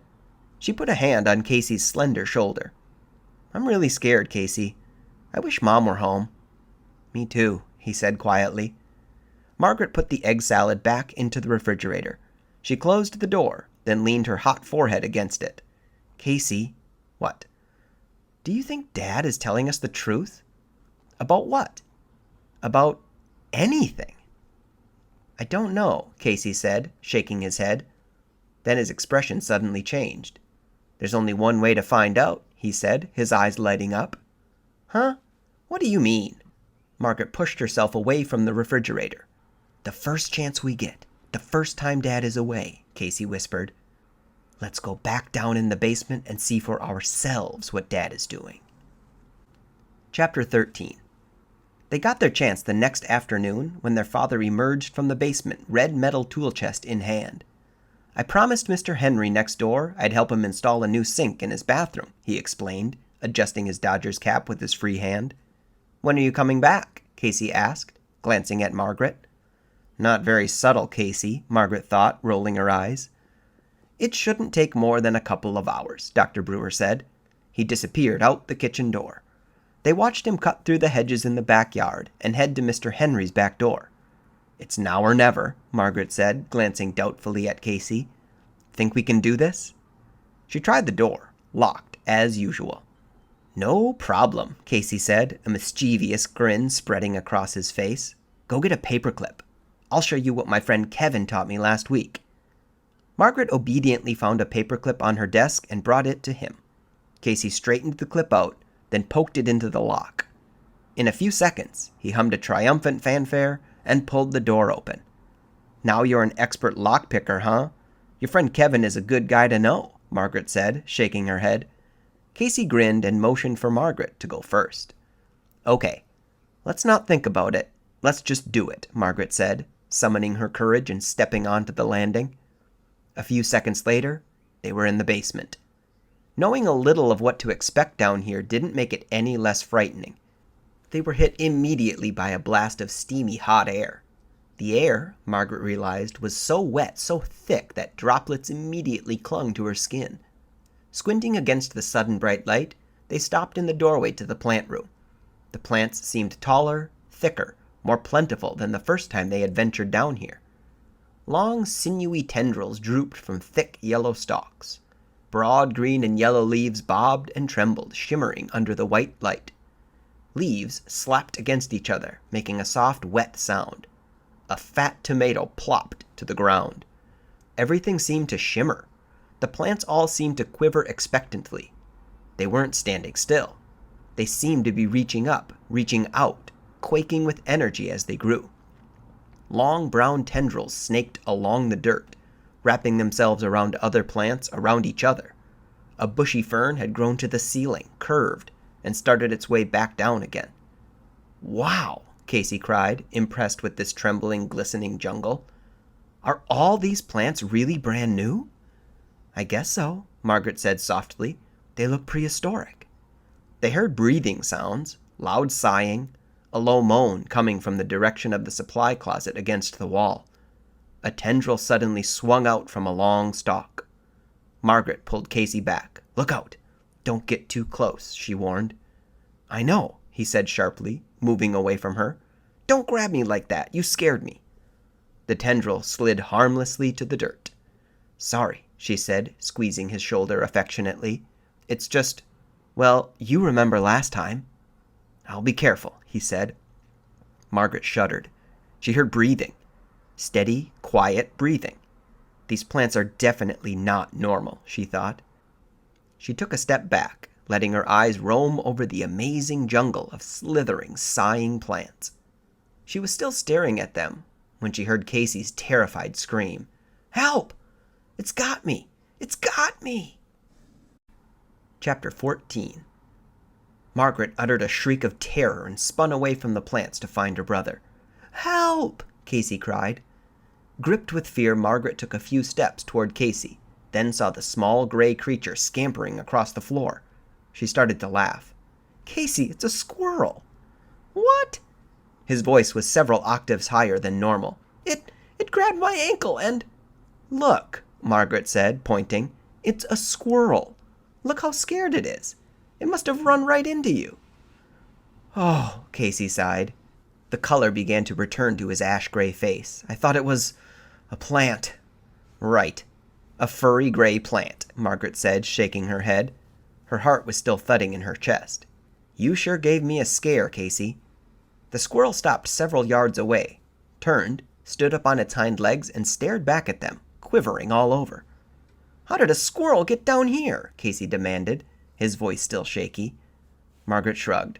"Squirrels are always getting in," she said. "And remember that chipmunk we couldn't get rid of?"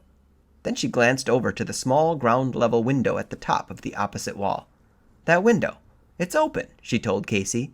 "The squirrel must have climbed in over there." "Shoo!" Casey yelled at the squirrel. He started to chase it. The squirrel's tail shot right up in the air, and then it took off, running through the tangled plants. "Get out! Get out!" Casey screamed. The terrified squirrel, with Casey in close pursuit, circled the plants twice. Then it headed to the far wall, leapt onto a carton, then onto a higher carton, then bounded out the open window. Casey stopped running and stared up at the window. "Good work," Margaret said. "Now, let's get out of here. We don't know what anything is. We have no idea what to look for, so we can't tell if Dad is telling the truth or not." She started toward the stairs, but stopped when she heard the bumping sound. "Casey, did you hear that?" She searched for her brother, but he was hidden by the thick leaves of the plants. "Casey?" "Yeah, I heard it," he answered, still out of her view.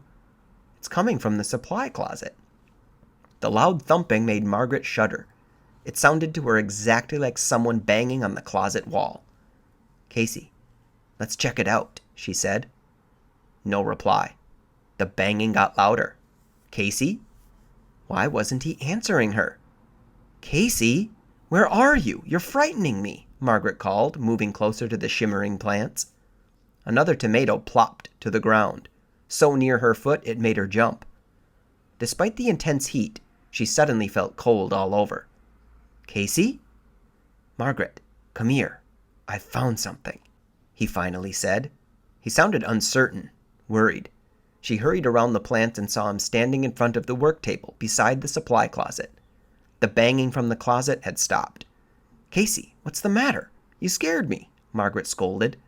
She stopped and leaned against the wooden work table. "Look," her brother said, holding up a dark, folded-up bundle. "I found this, on the floor, shoved under the work table." "Huh? What is it?" Margaret asked. Casey unfolded it. It was a suit jacket. A blue suit jacket. A red-striped necktie was folded inside it. "It's Mr. Martinez's," Casey said, squeezing the collar of the wrinkled jacket between his hands. "It's his jacket and tie." Margaret's mouth dropped open into a wide O of surprise. "You mean he left it here?" "If he left it, why was it bundled up and shoved back under the table?" Casey asked. Margaret stared at the jacket. She ran her hand over the silky striped tie. Did you see Mr. Martinez leave the house yesterday afternoon? Casey asked. No, Margaret answered. But he must have left. I mean, his car was gone. He didn't drive, remember? He told Dad he got a lift. Margaret raised her eyes from the wrinkled jacket to her brother's worried face. Casey, what are you saying? That Mr. Martinez didn't leave? That he was eaten by a plant or something? That's ridiculous. Then why were his coat and tie hidden like that? Casey demanded. Margaret didn't have a chance to respond. They both gasped as they heard loud footsteps on the stairs. Someone was hurrying down to the basement. Hide, Margaret whispered. Where? Casey asked, his eyes wide with panic. Chapter 15. Margaret leapt up onto the carton, then pulled herself through the small open window. A tight squeeze, but she struggled out onto the grass. Then she turned around to help Casey. That squirrel turned out to be a friend, she thought, tugging her brother's arms as he scrambled out of the basement. It showed us the only escape route. The afternoon air felt quite cool compared to the steamy basement. Breathing hard, they both squatted down to peer into the window. Who is it? Casey whispered. Margaret didn't have to answer. They both saw their father step into the white light, his eyes searching the plant room. Why did Dad come back? Casey asked. Shh! Margaret held a finger to her lips. Then she climbed to her feet and pulled Casey toward the back door. Come on, hurry. The back door was unlocked. They stepped into the kitchen just as their father emerged from the basement, a concerned expression on his face. Hey, there you are, he exclaimed. Hi, Dad, Margaret said, trying to sound casual. Why'd you come back? Had to get more tools, he answered, studying their faces. He eyed them suspiciously. Where were you two? Out in the backyard, Margaret said quickly. We came in when we heard the back door slam. Dr. Brewer scowled and shook his head. You never used to lie to me before, he said. I know you went down into the basement again. You left the door wide open. We just wanted to look, Casey said quickly, glancing at Margaret, his expression fearful. We found Mr. Martinez's jacket and tie, Margaret said. What happened to him, Dad? Huh? The question seemed to catch Dr. Brewer by surprise. Why did he leave his jacket and tie down there? Margaret asked. I'm raising two snoops, her father griped. Martinez got hot, okay? I have to keep the basement at a very high, tropical temperature, with lots of humidity. Martinez became uncomfortable. He removed his jacket and tie and put them down on the work table. Then he forgot them when he left. Dr. Brewer chuckled. I think he was in a state of shock from everything I showed him down there. It's no wonder he forgot his things. But I called Martinez this morning. I'm going to drive over and return his stuff when I finish at Mr. Henry's. Margaret saw a smile break out on Casey's face. She felt relieved, too. It was good to know that Mr. Martinez was okay. How awful to suspect my own father of doing something terrible to someone, she thought. But she couldn't help herself. The fear returned every time she saw him. I'd better get going, Dr. Brewer said. Carrying the tools he had picked up, he started toward the back door, but he stopped at the end of the hall and turned around. Don't go back in the basement, okay? It really could be dangerous. You could be very sorry. Margaret listened to the screen door slam behind him. Was that a warning? Or a threat, she wondered. Chapter 16. Margaret spent Saturday morning biking up in the Golden Hills with Diane. The sun burned through the morning smog and the skies turned blue. A strong breeze kept them from getting too hot. The narrow road was lined with red and yellow wildflowers, and Margaret felt as if she were traveling somewhere far, far away. They had lunch at Diane's house, tomato soup and avocado salad, then wandered back to Margaret's house, trying to figure out how to spend the rest of a beautiful afternoon. Dr. Brewer was just backing the station wagon down the drive as Margaret and Diane rode up on their bikes. He rolled down the window, a broad smile on his face. Good news, he shouted. Your mom is on her way home. I'm going to the airport to get her. Oh, that's great, Margaret exclaimed, so happy she could almost cry. Margaret and Diane waved and pedaled up the driveway. I'm so happy, Margaret thought. It'll be so good to have her back. Someone I can talk to. Someone who can explain about Dad. They looked through some old copies of Sassy and People in Margaret's room, listening to some tapes that Margaret had recently bought. At a little past 3, Diane suddenly remembered that she had a make-up piano lesson that she was late for. She rushed out of the house in a panic, jumped on her bike, yelled, "Say hi to your mom for me," and disappeared down the drive. Margaret stood behind the house looking out at the rolling hills, wondering what to do next to make the time pass before her mother got home. The strong, swirling breeze felt cool against her face. She decided to get a book and go sit down with it under the shady sassafras tree in the middle of the yard. She turned and pulled open the kitchen door, and Casey came running up. "Where are our kites?" he asked, out of breath. "Kites? I don't know. Why?" Margaret asked. "Hey!" She grabbed his shoulder to get his attention. "Mom's coming home. She should be here in an hour or so." "Great!" he cried. "Just enough time to fly some kites. It's so windy. Come on, want to fly 'em with me?" "Sure," Margaret said. It would help pass the time. She thought hard, trying to remember where they put the kites. "Are they in the garage?" "No," Casey told her. "I know. They're in the basement. On those shelves. The string, too." He pushed past her into the house. "I'll jimmy the lock and go down and get them." "Hey, Casey, be careful down there," she called after him. He disappeared into the hallway. Margaret had second thoughts. She didn't want Casey down there by himself in the plant room. "Wait up," she called. "I'll come with you." They made their way down the stairs quickly into the hot, steamy air, into the bright lights. The plants seemed to bend toward them, to reach out to them as they walked by. Margaret tried to ignore them. Walking right behind Casey, she kept her eyes on the tall metal shelves straight ahead. The shelves were deep and filled with old, unwanted toys, games, and sports equipment, a plastic tent, some old sleeping bags. Casey got there first and started rummaging around on the lower shelves. "I know they're here somewhere," he said. "Yeah, I remember storing them here," Margaret said, running her eyes over the top shelves. Casey, down on his knees, started pulling boxes off the bottom shelf. Suddenly, he stopped. "Whoa, Margaret." "Huh?" She took a step back. "What is it?" "Look at this," Casey said softly. He pulled something out from behind the shelves, then stood up with it bundled in his hands. Margaret saw that he was holding a pair of black shoes and a pair of blue trousers. Blue suit trousers? His face suddenly pale, his features drawn, Casey let the shoes drop to the floor. He unfurled the trousers and held them up in front of him. "Hey, look in the back pocket," Margaret said, pointing. Casey reached into the back pocket and pulled out a black leather wallet. "I don't believe this," Margaret said.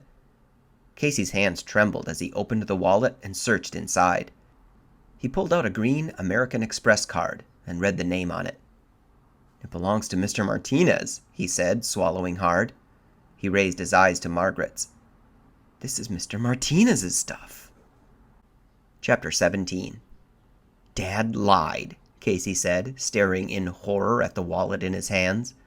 Mr. Martinez might leave without his jacket, but he wouldn't leave without his pants and shoes. "But what happened to him?" Margaret asked, feeling sick. Casey slammed the wallet shut. He shook his head sadly, but didn't reply. In the center of the room, a plant seemed to groan, the sound startling the two kids. "Dad lied," Casey repeated, staring down at the pants and shoes on the floor. "Dad lied to us." "What are we going to do?" Margaret cried, panic and desperation in her voice. "We've got to tell someone what's happening here, but who?" The plant groaned again. Tendrils snaked along the dirt. Leaves clapped against each other softly, wetly. And then the banging began again in the supply closet next to the shelves. Margaret stared at Casey. "That thumping. What is it?" They both listened to the insistent banging sounds. A low moan issued from the closet, followed by a higher-pitched one. Both mournful, both very human-sounding. "I think someone's in there," Margaret exclaimed. "Maybe it's Mr. Martinez," Casey suggested, still gripping the wallet tightly in his hand. Thud, thud, thud. "Do you think we should open the door?" Casey asked, timidly. A plant groaned as if answering. "Yes." "I think we should," Margaret replied, suddenly cold all over. "If it's Mr. Martinez in there, we've got to let him out." Casey set the wallet down on the shelf. Then they moved quickly to the supply closet. Across from them, the plants seemed to shift and move as the two kids did. They heard breathing sounds, another groan, scurrying noises. Leaves bristled on their stalks. Tendrils drooped and slid. "Hey, look!" Casey cried.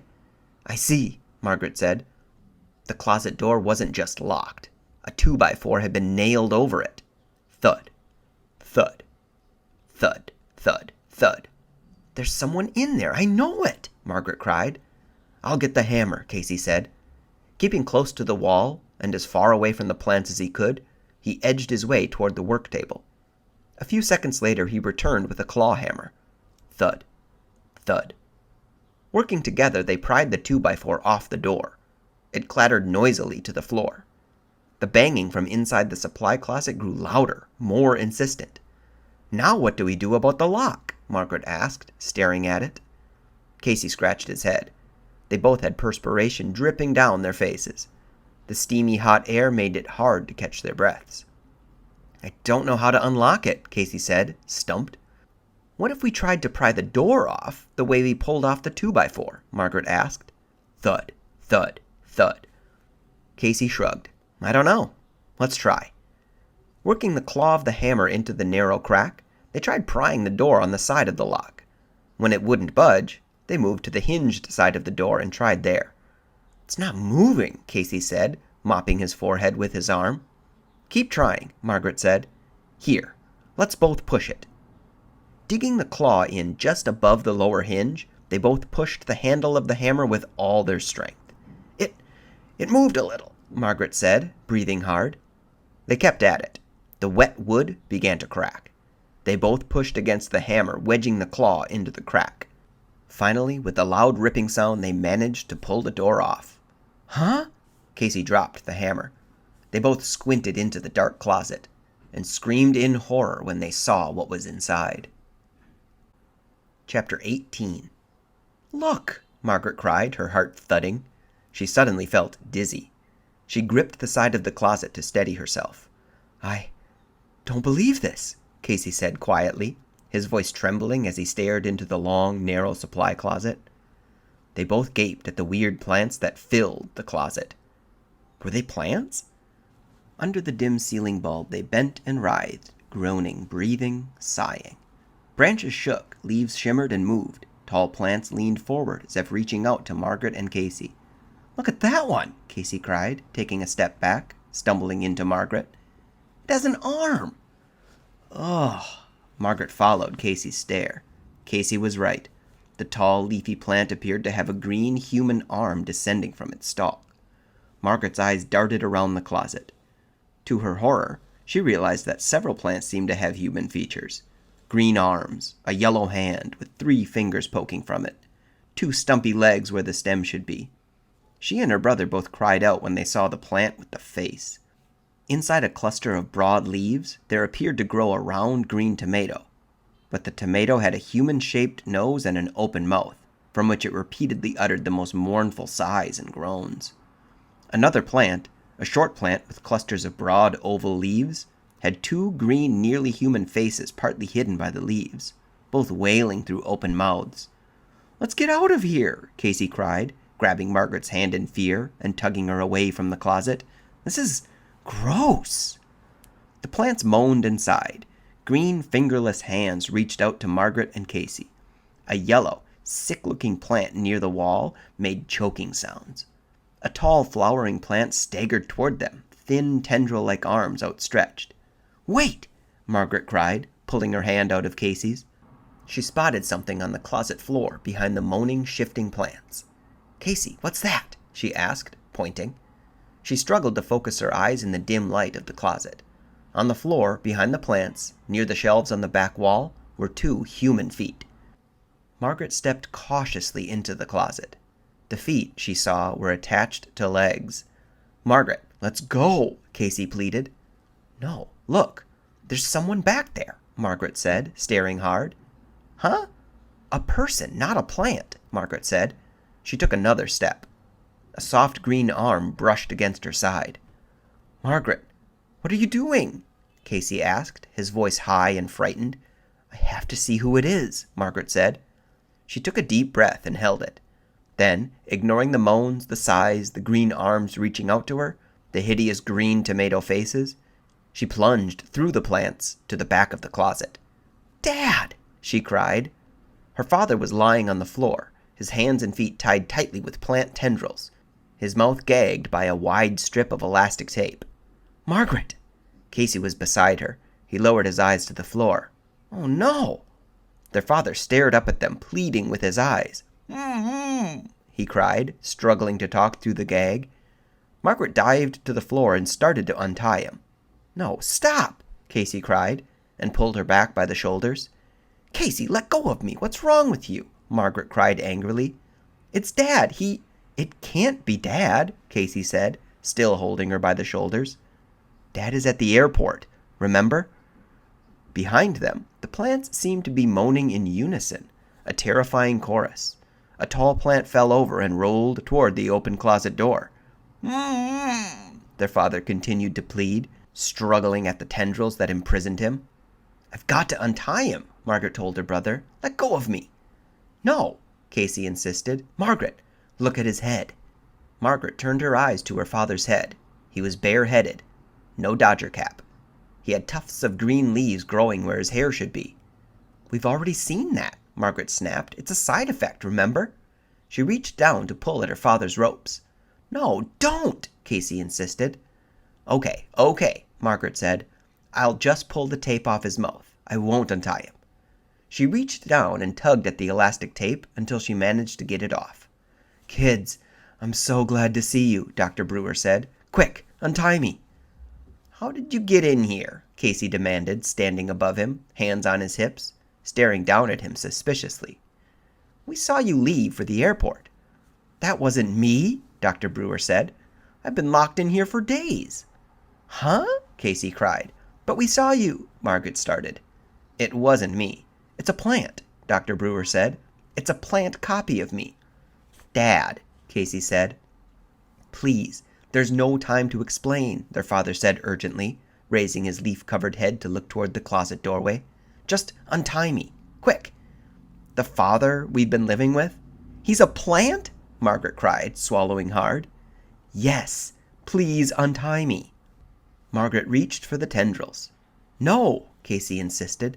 "How do we know you're telling the truth?" "I'll explain everything, I promise," he pleaded. "Hurry. Our lives are at stake. Mr. Martinez is in here too." Startled, Margaret turned her eyes to the far wall. Sure enough, Mr. Martinez also lay on the floor, bound and gagged. "Let me out, please," her father cried. Behind them, plants moaned and cried. Margaret couldn't stand it any more. "I'm untying him," she told Casey, and bent down to start grappling with the tendrils. Her father sighed gratefully. Casey bent down and reluctantly began working at the tendrils, too. Finally, they had loosened them enough so that their father could slip out. He climbed to his feet slowly, stretching his arms, moving his legs, bending his knees. "Man, that feels good," he said, giving Margaret and Casey a grim smile. "Dad, should we untie Mr. Martinez?" Margaret asked. But, without warning, Dr. Brewer pushed past the two kids and made his way out of the closet. "Dad, whoa! Where are you going?" Margaret called. "You said you'd explain everything," Casey insisted. He and his sister ran through the moaning plants, following their father. I will. Breathing hard, Dr. Brewer strode quickly to the woodpile against the far wall. Margaret and Casey both gasped as he picked up an axe.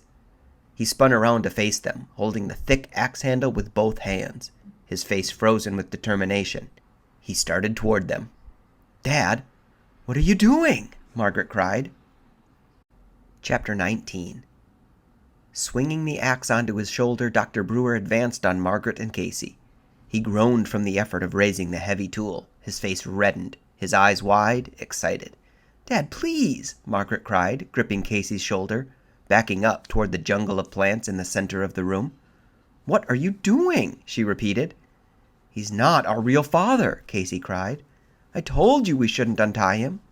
"He is our real father," Margaret insisted. "I know he is." She turned her eyes to her father, looking for an answer. But he stared back at them, his face filled with confusion and menace, the axe in his hands gleaming under the bright ceiling lights. "Dad, "Answer us," Margaret demanded. "Answer us." Before Dr. Brewer could reply, they heard loud, rapid footsteps clumping down the basement steps. All four of them turned to the doorway of the plant room to see an alarmed-looking Dr. Brewer enter. He grabbed the bill of his Dodger's cap as he strode angrily toward the two kids. "What are you two doing down here?" he cried. "You promised me." "Here's your mother. Don't you want to—" Mrs. Brewer appeared at his side. She started to call out a greeting, but stopped, freezing in horror when she saw the confusing scene. "No!" she screamed, seeing the other Dr. Brewer, the capless Dr. Brewer, holding an axe in front of him with both hands. "No!" Her face filled with horror. She turned to see the Dr. Brewer that had just brought her home. He glared accusingly at Margaret and Casey. "What have you done? You let him escape?" "He's our dad," Margaret said in a tiny little voice she barely recognized. "I'm your dad," the Dr. Brewer at the doorway bellowed. "Not him. He's not your dad. He's not even human. He's a plant." Margaret and Casey both gasped and drew back in terror. "You're the plant," the bare-headed Dr. Brewer accused, raising the axe.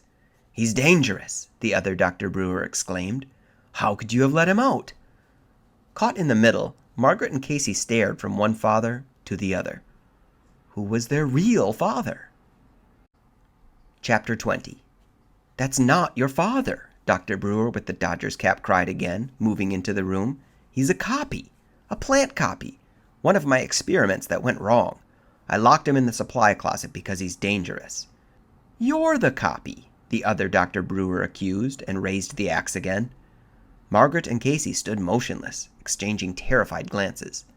"Kids, what have you done?" Mrs. Brewer cried, her hands pressed against her cheeks, her eyes wide with disbelief. "What have we done?" Margaret asked her brother in a low voice. Staring wide-eyed from one man to the other, Casey seemed too frightened to reply. I don't know what to do," Casey managed to whisper.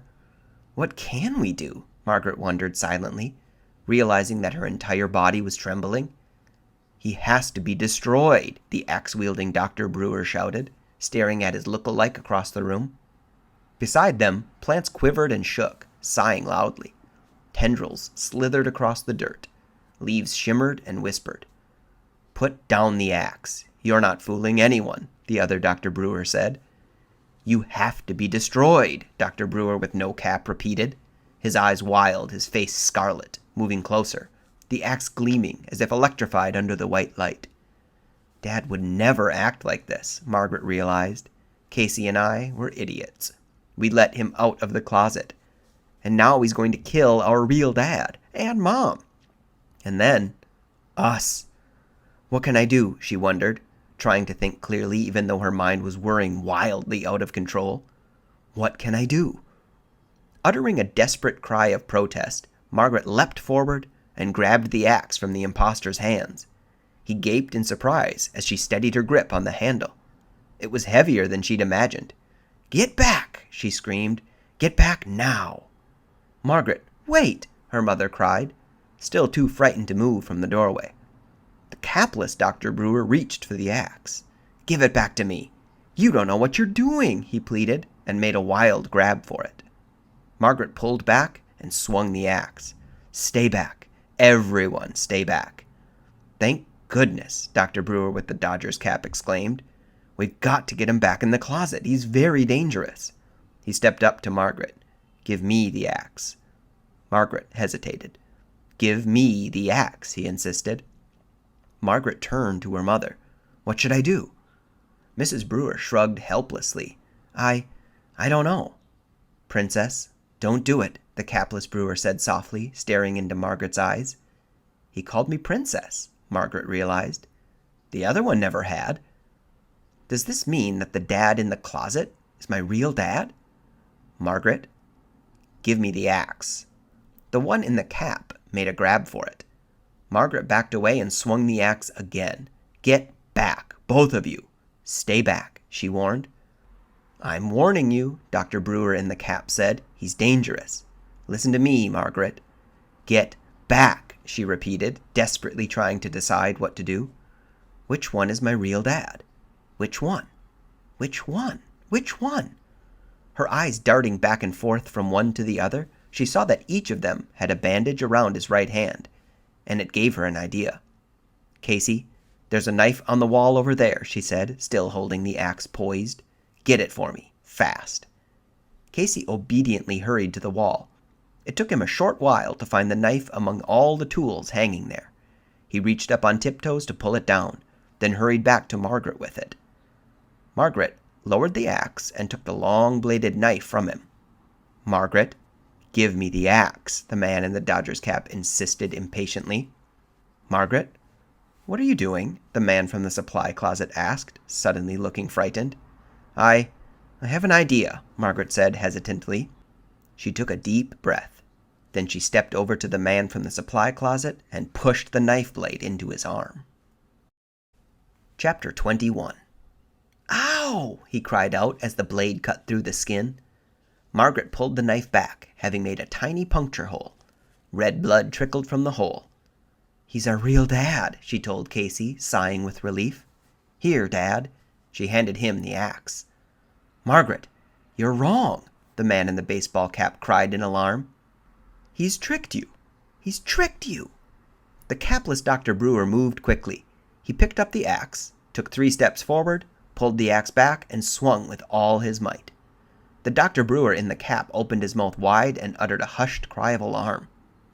The cry was choked off as the axe cut easily through his body, slicing him in two. A thick green liquid oozed from the wound, and as the man fell, his mouth locked open in disbelief and horror, Margaret could see that his body was actually a stem. He had no bones, no human organs. The body thudded to the floor. Green liquid puddled around it. Princess, we're okay, Dr. Brewer cried, flinging the axe aside. You guessed right. It wasn't a guess, Margaret said, sinking into his arms. I remembered the green blood. I saw it, late at night. One of you was in the bathroom, bleeding green blood. I knew my real dad would have red blood. We're okay, Mrs. Brewer cried, rushing into her husband's arms. We're okay. We're all okay. All 4 of them rushed together in an emotional family hug. One more thing we have to do, their father said, his arms around the 2 kids.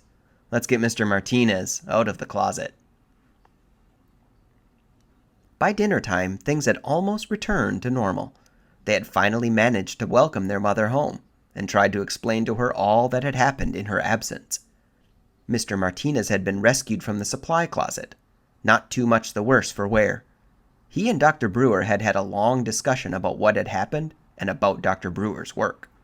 He expressed total bewilderment as to what Dr. Brewer had accomplished, but he knew enough to realize that it was historic. Perhaps you need the structured environment the lab on campus offers. I'll talk to the board members about getting you back on staff, Martinez said. It was his way of inviting their father back to work. After Mr. Martinez was driven home, Dr. Brewer disappeared into the basement for about an hour. He returned, grim-faced and exhausted. I destroyed most of the plants, he explained, sinking into an armchair. I had to. They were suffering. Later, I'll destroy the rest. Every single plant? Mrs. Brewer asked. Well, there are a few normal ones that I can plant out back in the garden, he replied. He shook his head sadly. Only a few. At dinner, he finally had the strength to explain to Margaret, Casey, and Mrs. Brewer what had happened down in the basement. I was working on a super plant, he said, trying to electronically make a new plant using DNA elements from other plants. Then I accidentally cut my hand on a slide. I didn't realize it, but some of my blood got mixed in with the plant molecules I was using. When I turned on the machine, my molecules got mixed in with plant molecules, and I ended up with something that was part human, part plant. That's gross, Casey exclaimed, dropping a forkful of mashed potatoes. Well, I'm a scientist, Dr. Brewer replied, so I didn't think it was gross. Thought it was pretty exciting. I mean, here I was, inventing an entirely new kind of creature. Those plants with faces, Margaret started. Her father nodded. Yes, those were things I made by inserting human materials into plant materials. I kept putting them in the supply closet. I got carried away. I didn't know how far I could go, how human I could make the plants. I could see that my creations were unhappy, suffering, but I couldn't stop. It was too exciting, I guess. He took a long drink of water from his glass. You didn't tell me any of this, Mrs. Brewer said, shaking her head. I couldn't, he said. I couldn't tell anyone. I was too involved. Then one day, I went too far. I created a plant that was an exact copy of me in almost every way. He looked like me, he sounded like me, and he had my brain, my mind. But he still acted like a plant in some ways, Margaret said. He ate plant food and... He wasn't perfect, Dr. Brewer said, leaning forward over the dinner table, talking in a low, serious voice. He had flaws, but he was strong enough and smart enough to overpower me, to lock me in the closet, to take my place, and to continue my experiments. And when Martinez arrived unexpectedly, he locked Martinez in the closet too, so that his secret would be safe. Was the head full of leaves one of the flaws? Casey asked. Dr. Brewer nodded. Yes, he was almost a perfect clone of me, almost a perfect human, but not quite. But Dad, Margaret said, pointing, you have leaves on your head too. He reached up and pulled one off. I know, he said, making a disgusted face. It's really gross, huh? Everyone agreed. Well, when I cut my hand, some of the plant materials mixed with my blood got into my system, he explained. And then I turned on the machine. The machine created a strong chemical reaction between the plant materials and my blood. Then my hair fell out overnight. And the leaves immediately started to sprout. Don't worry, guys. The leaves are falling out already. I think my hair will grow back. Margaret and Casey cheered. I guess things will return to normal around here, Mrs. Brewer said, smiling at her husband. Better than normal, he said, smiling back. If Martinez convinces the board to give me my job back, I'll clear out the basement and turn it into the best game room you ever saw. Margaret and Casey cheered again. We're all alive and safe, Dr. Brewer said, hugging both kids at once. Thanks to you two. It was the happiest dinner Margaret could remember. After they had cleaned up, they all went out for ice cream. It was nearly 10 o'clock when they returned. Dr. Brewer headed for the basement. Hey, where are you going? His wife called suspiciously. I'm just going down to deal with the rest of the plants, Dr. Brewer assured her. I want to make sure that everything is gone, that this horrible chapter in our lives is over. By the end of the week, most of the plants had been destroyed. A giant pile of leaves, roots, and stalks were burned in a bonfire that lasted for hours. A few tiny plants had been transplanted outside. All of the equipment had been dismantled and trucked to the university. On Saturday, all 4 brewers went to select a pool table for the new basement rec room. On Sunday, Margaret found herself standing in the back by the garden, staring up at the golden hills. It's so peaceful now, she thought happily. So peaceful here, and so beautiful. The smile faded from her face when she heard the whisper at her feet. Margaret.